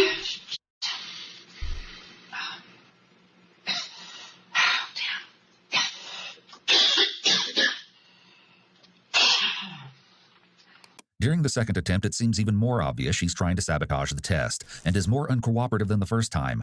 However, it's important to note that though the coughing and heavy breathing may be an attempt to mess up the test, it could also be because Susan is experiencing anxiety and may not be a deliberate attempt to skew the results. We know that when people are trying to be deceptive or are under stress, they do odd extra breathing and sniffing behaviors to bring in more oxygen, and this may be what is happening with Susan. Ultimately, it's unclear if Susan's behavior during the polygraph was intentional or not. She's informed that the test is not usable for the most part, but the interrogator has been able to obtain some data. He's understandably unwilling to retest her. So what happened? You weren't coughing the whole time we were talking. Oh well, I was trying to relax, and it wasn't working. Okay. So you weren't having these troubles because you didn't want to take the test, right? No. No, I was trying to cooperate. Here's what I do have, okay? There's a little bit of data that I was looking at on there. Not a lot. Not enough for me to make an opinion. But enough to make me concerned about a couple of things, okay? Yeah. Most of the time people have those kinds of reactions during the test, almost exactly like you, is because they're withholding information. For Tell whatever her. reason, they're scared of the consequences. They don't know where to begin. They feel like they've done something wrong, or they've been lying to the police all along, and they don't know how to get past that. This guilty behavior. I just want to tell you that I feel for your situation, but I also don't believe you've told everything to the detectives today. I think you know some more. That's my opinion. Here, the detective is using the positive confrontation step of the Reid technique. This involves directly confronting the suspect with a statement that it is known they are involved in the crime. I think you even said at times that your anxiety, when it comes apart, it's just something that people can't control. You're not on medication for it. Right. Like I said, that is part of the reason I can't sit still, I guess, too. But you because said, I have been here for that. You said you were homicidal and not suicidal during that. Yes. The interrogator uses Susan's own words to confront her about his doubts and suspicions about her character and involvement. Susan, was your thinking that if you left his body out in that pen long enough that almost everything would be destroyed and then you would have less to take care of? Like the pigs would be a cleanup crew, they'd do what they do, like you said? I could have left them, I could have left him there. And that would be true. But I couldn't do it. Susan may have slipped up here big time. She says, I could have left them. Though she's talking about Robert, she uses a plural descriptor, possibly indicating that there's more than one victim who's been fed to the pigs. How many she people? The mistake by switching Not the back to him, pigs! because it's only supposed to be Robert. Why she's did the talking editor about. keeps flashing the pigs? 2 days later, you went out there. Yes. Well, I mean, I saw him out there, and it made me sick. I didn't actually throw up, but it made me feel sick. Even though he was no longer a person, he was just some body parts. Even though there were some body parts out there, I could no longer have my animals eating him. But for 2 days, you left him out there so they could do that. Yes, okay. I did, and it was somewhat difficult. Susan, I can appreciate the situation that you're in. It's not good. I mean, even after. I realize my situation is not good. Even after the death. Yes. To allow animals to feed on a corpse is a crime. Yes. Okay. So, I mean, they're probably going to deal with it. It's a little crazy. But right now, you and me are in here, and I'm trying to find the truth about what really happened. Yes. He presents her with a last opportunity to confess. This is said to apply a feeling of pressure and urgency to her confessing, and to make it seem like it's in the best interest to do so. I'm telling you what I think is that you're not being truthful, and you're withholding information from this investigation. I truly believe that.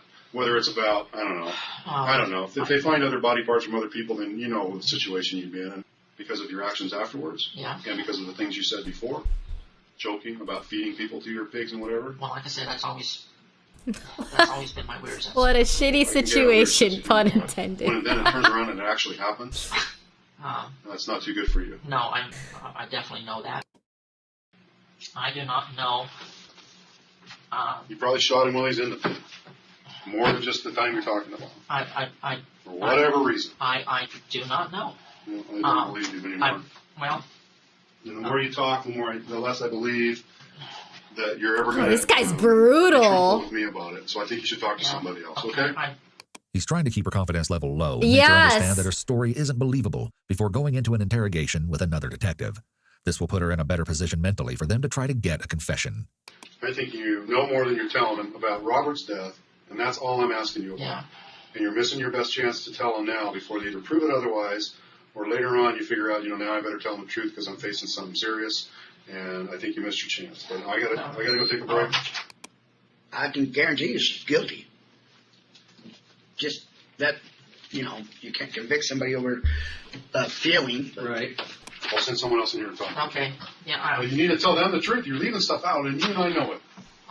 You and I know it. It's not subconscious, Susan. You're leaving it out. I might be, but I really can't. No, you are. Tell them the whole story. I don't know what else it would be. I just know. Yes, you do. Mm-hmm. I found him out in the pen, dying. Yeah. But what happened before? That's what you're leaving out. I didn't see him the day until that day. Susan sighs heavily multiple times. It would be crazy if someone else killed him and left them there and she was telling the truth. Would that be crazy? While alone in the interrogation room, indicating that she's feeling very stressed. Her arms are wrapped around her torso in a protective position, which may be comforting for her. It appears that Susan is berating herself, possibly for not being able to complete the polygraph test. It's possible that she thought if she completed the polygraph, the detective would have believed her story. Of course, it's also possible that she's just putting on an act for the camera. She would have called 911. No, she would not have called 911 because she was worried about them killing her pigs.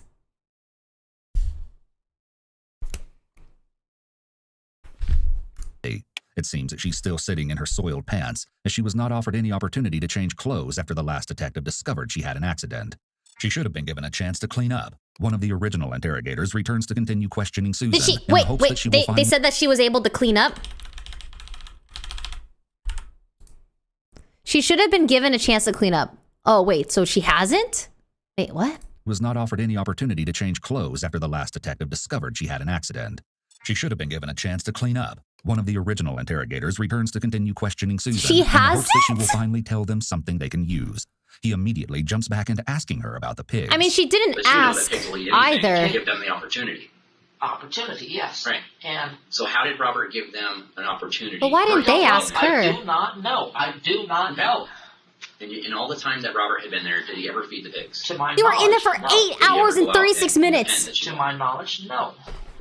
So you can see how when we listen to what you're I saying, know you- that. I you know. came out. I know. Hang on just a second, I know okay? it doesn't Because make sense. I It know doesn't that. make sense to me. And so when you come out and you see your pigs eating Robert, and he's still alive, Yes.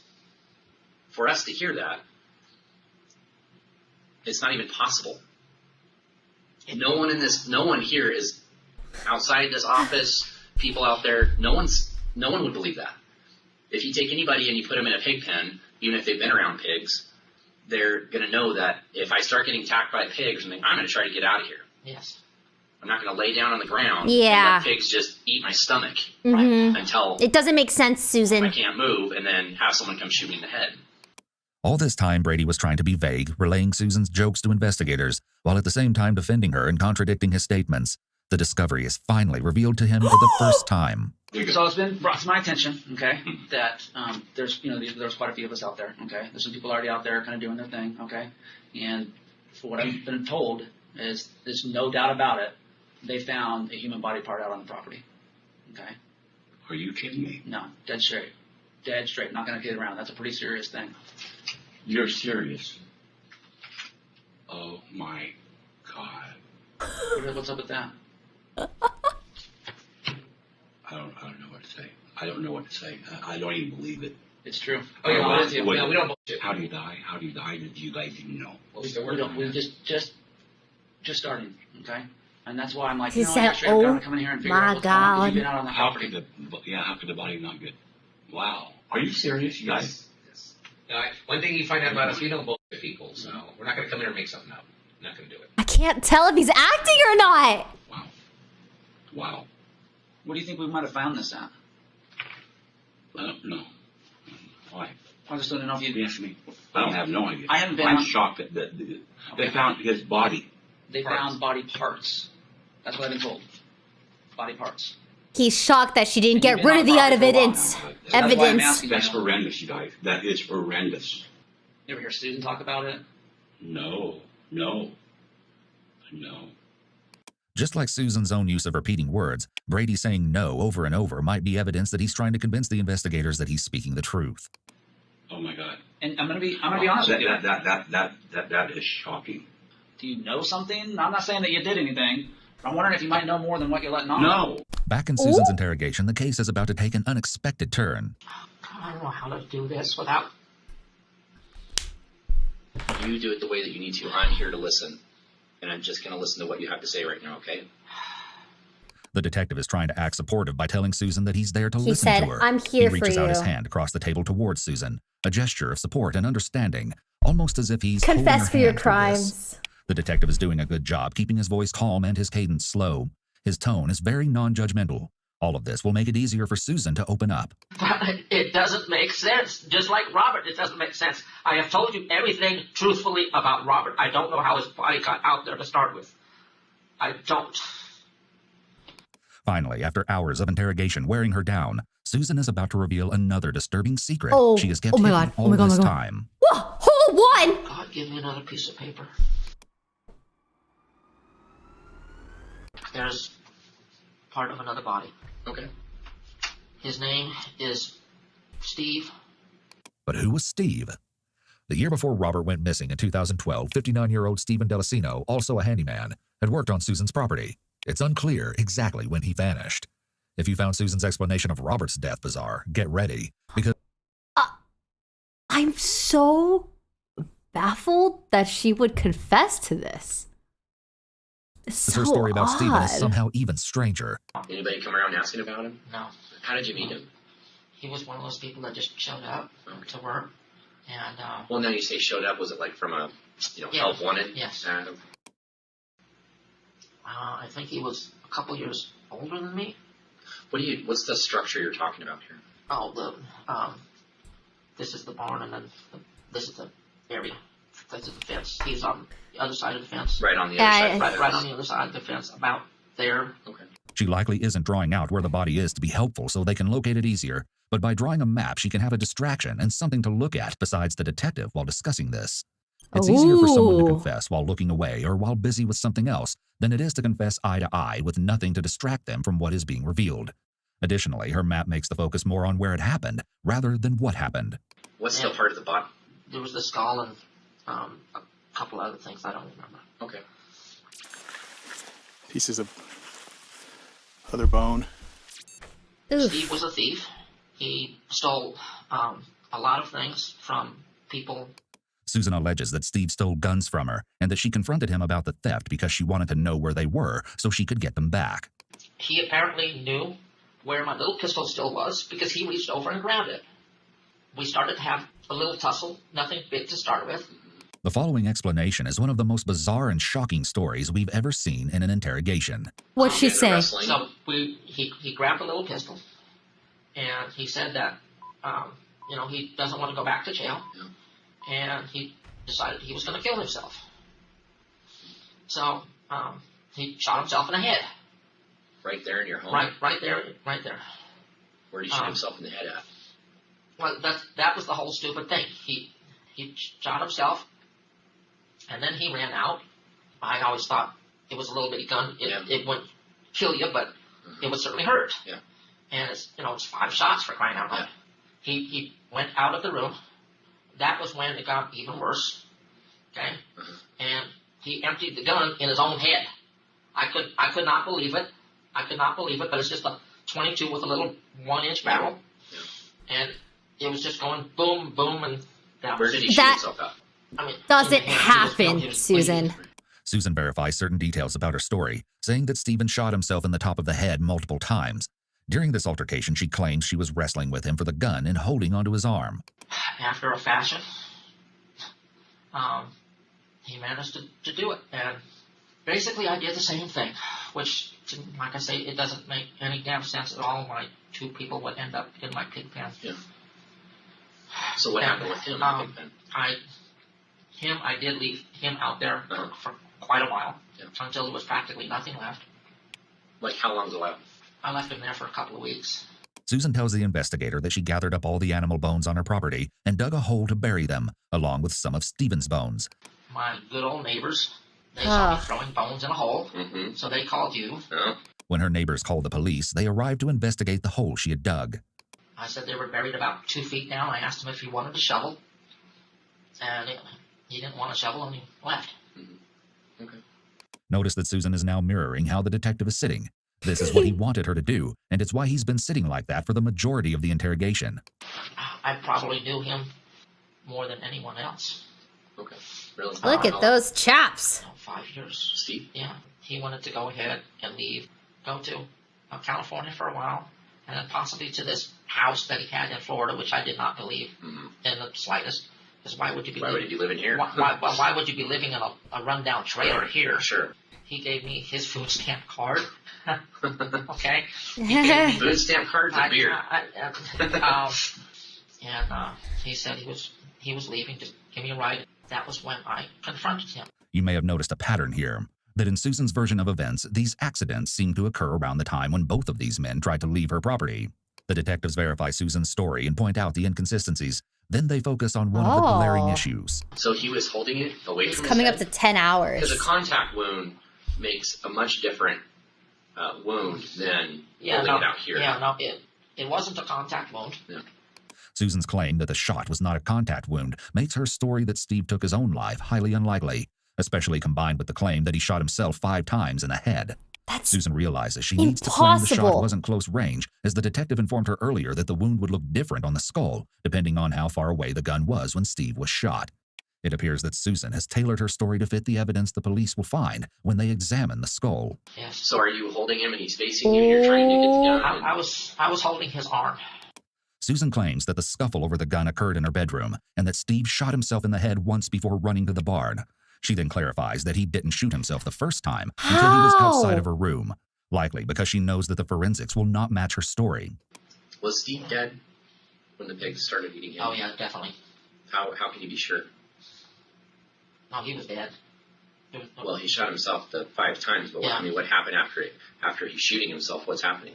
Well, it finally went through his head. 5 times bro is immortal.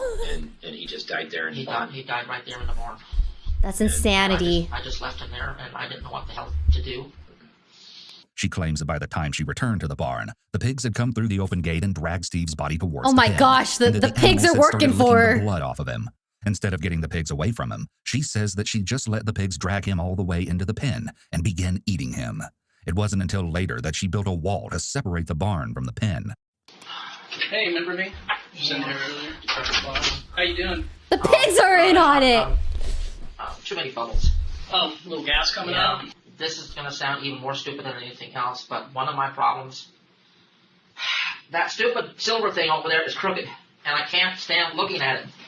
It's possible that when things are not the way Susan wants them to Bish, have you looked at your farm? It is disgusting. it triggers her anxiety. It's also What possible that this was about her where way you of gaining live? some control in a very out-of-control situation. Is that better? A little. Better? More better. Okay. That's about all I can do. Yeah. Yeah. The detective scoots closer to Susan. By increasing his proximity, he's putting the pressure on her. This may be especially stressful for Susan because of her reported anxiety and dislike of people in general. I pick up stuff like Don't that. get too close, there's poo. Sometimes little things bother you like that. Yeah, I go into a store and I see papers ajar and I take all the papers and straighten them up and make it all nice and... It's stupid, but things like that bug the hell out of me. It's the bed. Yeah, wouldn't... Food. If you were bothered by that on the wall, wouldn't you be bothered by this as well? I don't know how much that affected my... Oh, working on the polygraph thing like that. test either. They spend a few minutes recounting everything Susan has stated about Robert and Steve before the investigator confronts her about the possibility of more horrifying finds being discovered on her farm. And what happens when we find a third person? You will not find a third person. We won't find one, or is there You one will- that we can't find? You will not find. I do not know if he went into the pen voluntarily or somebody possibly put him into the pen because they heard me talking all of my stupid jokes, which I realize are more stupid every time I tell them. Right, especially after it actually happened, right? It's crazy that it happened after she was joking about it. Who would thought? Detective Henderson believes your story? No. You think... I don't believe my story. You don't believe it either? No. It's too stupid. Okay. I'm gonna leave. Okay. This is what I'm gonna happens leave when right you're now being and interrogated for 11 hours and 15 come minutes. back in or have Detective Henderson come back in, but Bring him back in. I want you to think about everything that's going on right now. Okay. Can you stand up for me? No, nobody did that. So I can't see how that Can you would- stand up for me? I can't see how that. I'm going to handcuff you. Oh, Your hand's going to go back far. After being arrested and spending the night in jail, Susan is brought back to the interrogation room the next day to continue talking with investigators. As you'll Day soon see, 2. they want more than just clarity about the deaths of Steve and Robert, because they suspect something even more sinister may have occurred. Can I say something really quick before you start? Because we went through a lot yesterday.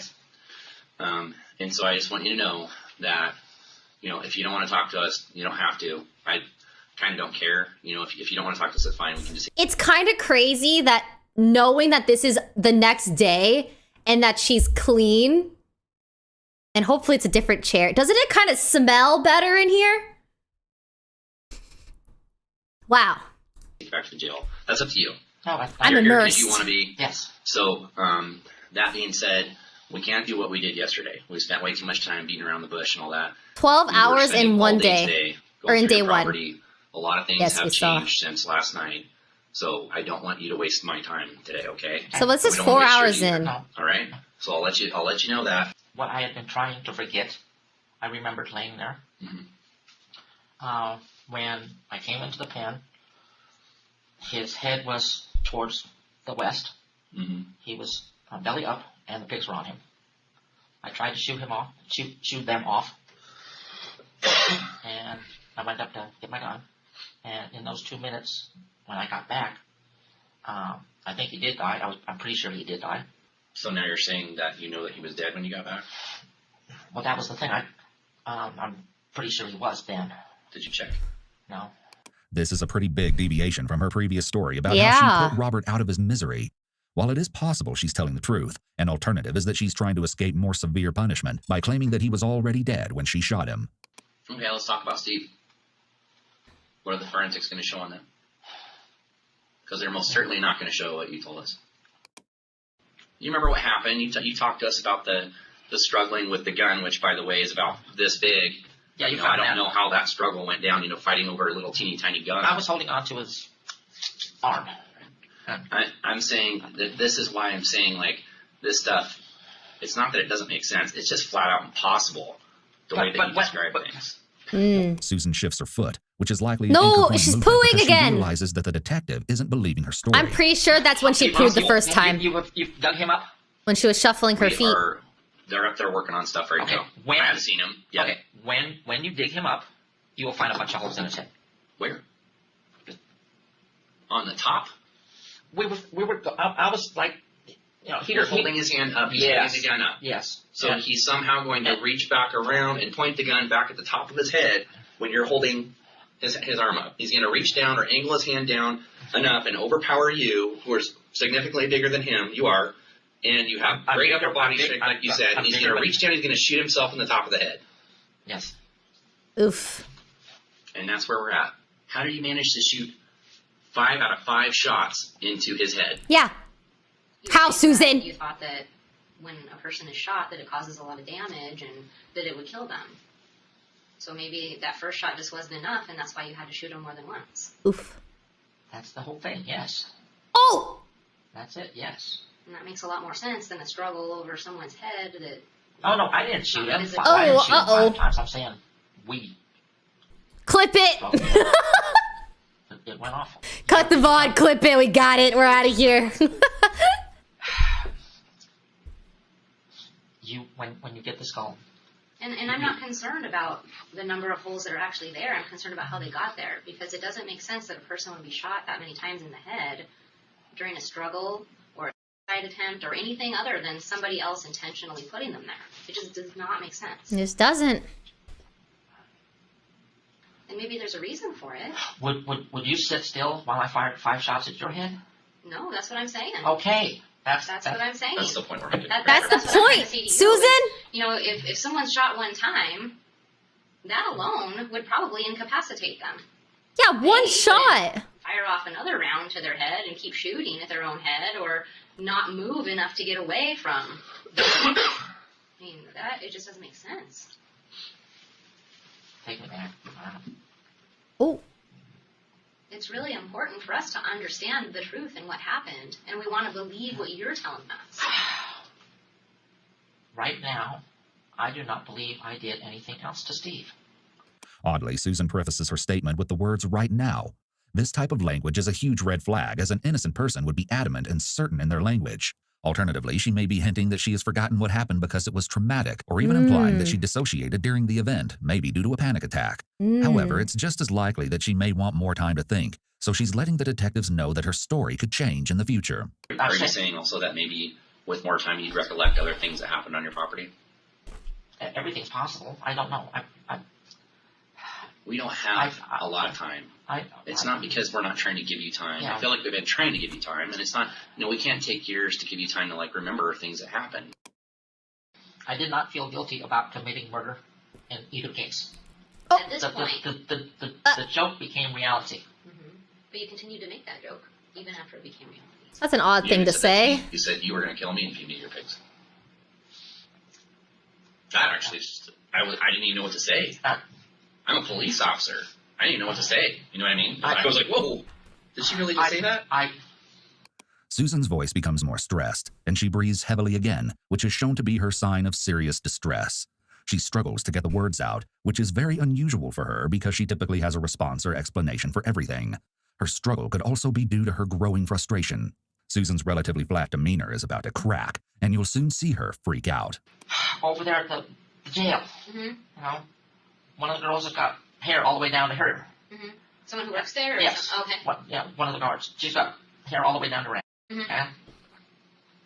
And my stupid brain went into gear, and I told her, hey, I could grab your hair and strangle you with it. Oh my gosh, why would you say that?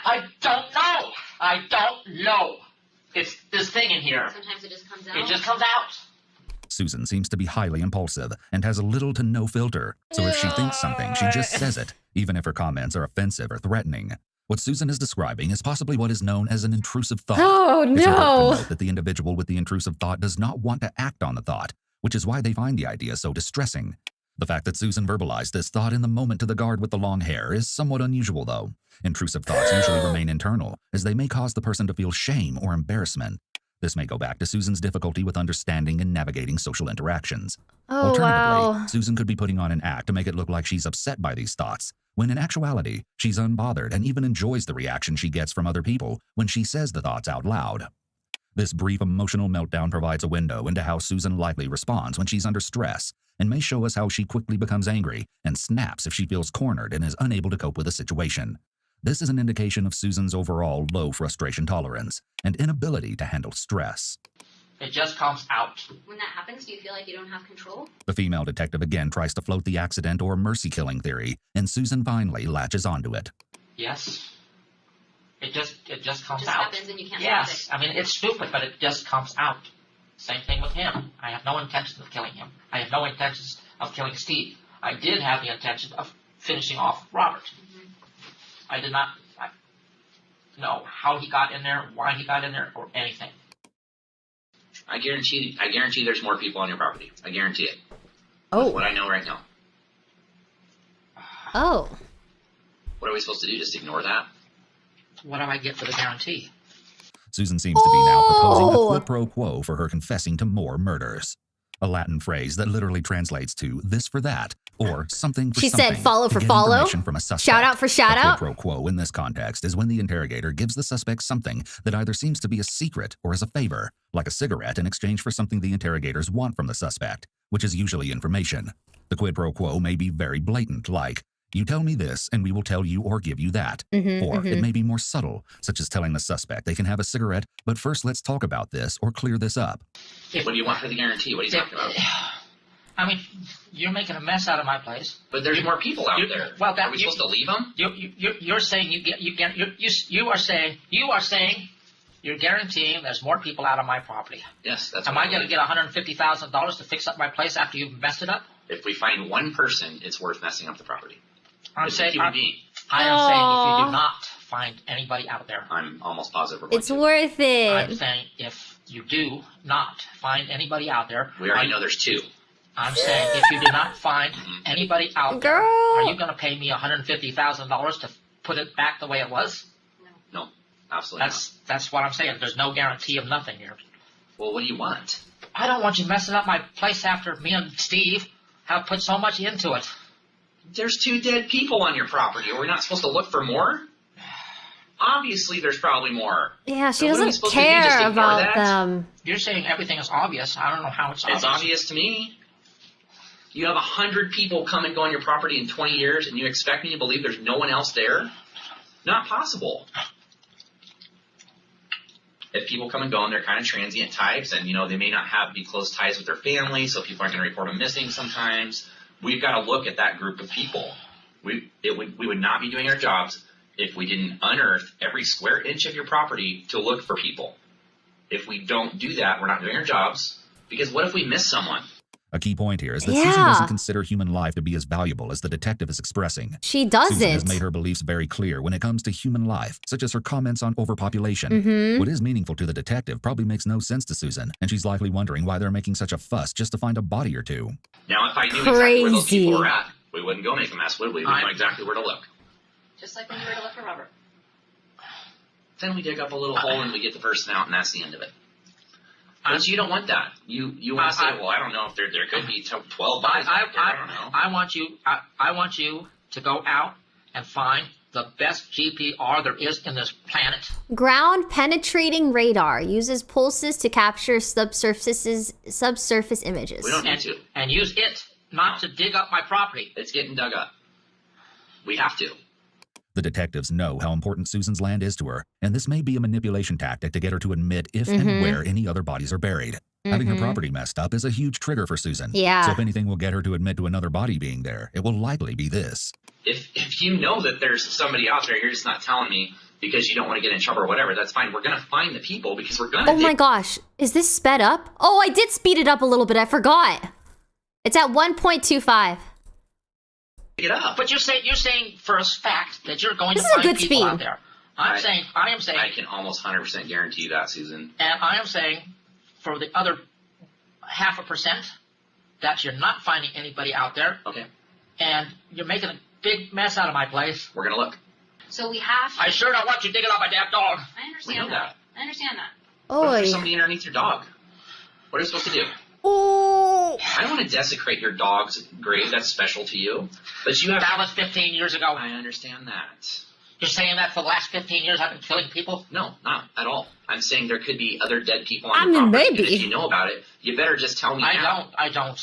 And save us all this, of things that we have to do. We know that there's 2 dead people there. We also know that we don't know how many more there are. So we are going to dig and look until we make sure that we have checked every square inch of that 20 acres, and we know for sure there's no one there. The only way to do that is to go hands-on and to check the whole damn thing. What else are we supposed to do? You tell us. Unless we had someone to say, here's a map. There's somebody there. Or I think there might be somebody over here. I don't know how they got there, but they're there. Go look. That's what I just said. And now you're saying you're not going to do it. Because it's just a general area. Sure, you showed us where Robert was, and you showed us where Steve was. Yeah, we went and looked at Robert today. Sure enough, there he was, right where you said it. Steve was in a hole. Robert was in a bag. Yeah. Okay. Okay. I told you where both were. Uh-huh. Okay. I told you where the dog is. I told you where the llamas are. You can run the little thing over the top of it. Oh, that's not a person. That's one little area. 20 acres. You can see the task at hand for us. That's why we have 1 billion people out there, and we're going to bring in whatever we have to. And you're going to spend hundreds of thousands of dollars on this stupid to find a person. Sure. Susan sounds shocked that so many resources would go into finding these bodies. Again, this shows the little value she places on human life, and likely explains how she was able to take the lives of these men. Well, the worst is done. If you killed somebody and they're out there, or there's somebody dead out there, they're dead. We can't bring them back. But see, that you're saying something and you're not backing it up with a damn thing. Are you going to sign a piece of paper saying, what am I supposed to back up with? If you quit my job? Yes. I don't have to. You just said you would if you didn't find anybody. I'm just telling you, I don't have to. I'm that confident that there's people out there. Okay, if you're that confident, sign a piece of paper saying, if I don't find somebody out there, at least one person out there, I'm a quit. And this is why I don't get you, is when you continue to be hostile. Hostile. Okay. You continue to put up a fight. Yes. This tactic isn't working, officer. Because you care more about animals than you do people. To some extent, yes. Okay. I also the people that came to your place were not that great of people at times. They would be what society would probably consider the lowlifes, the drinkers, the people that have problems, people who get arrested. Yes. that kind of thing. And- People who steal and screw people over. And I took care of a lot of them. I gave them a helping hand. Are you telling me out of 100 people that came to your place that are transients and have problems and maybe mostly drunk issues, it sounds like not necessarily drug issues, it sounds like you might have kept your way away from those people. Try to. And, okay, there you go. You selected a certain group of people that you would accept to come work at your place. And out of those 100, only 2 of them ended up dead? See, that doesn't make any sense. If I've been doing this for years, wouldn't I be getting better at it? No, that's usually how people get caught, is they do something that leads them to get caught. Susan was arrested on January 14th, 2014 for 2 counts of first-degree murder, 2 counts of abuse of a corpse, and 1 count of identity theft. Susan wasn't done with her crazy admissions, though. During an interview, Susan allegedly admitted to burying 17 more bodies somewhere on her farm. This prompted almost a month of searching, including... Oh, what? How?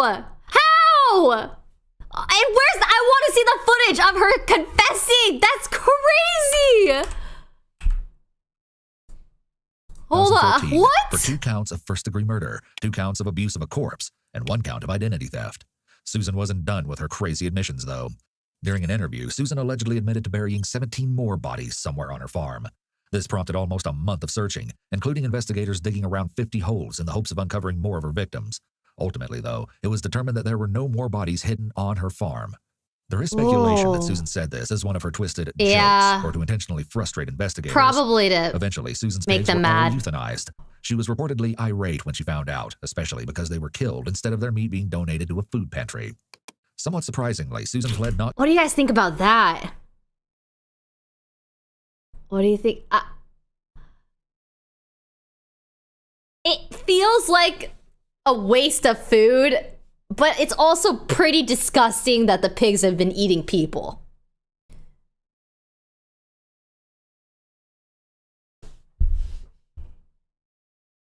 guilty to all charges and represented herself when the case went to trial. She actually cross-examined the lead investigator and consistently interrupted the trial, so much so that she had to be removed from the courtroom on several occasions. Oh my None of Susan's gosh. explanations for either Robert's or Stephen's deaths matched the horrific evidence. It was uncovered that Robert's legs had been removed with an axe, while Stephen had been shot 3 or 4 times in the head. It didn't help that while in prison, Susan signed a birthday card from the sweetest murderer in Jackson County, another sign of what she called her sense of humor. In 2015, Susan Monaco was found guilty on all counts and sentenced to 2 consecutive 25-year prison terms, totaling a 50-year sentence with no chance of parole. Suspicious death of a... I'm shocked that she wasn't put away for life.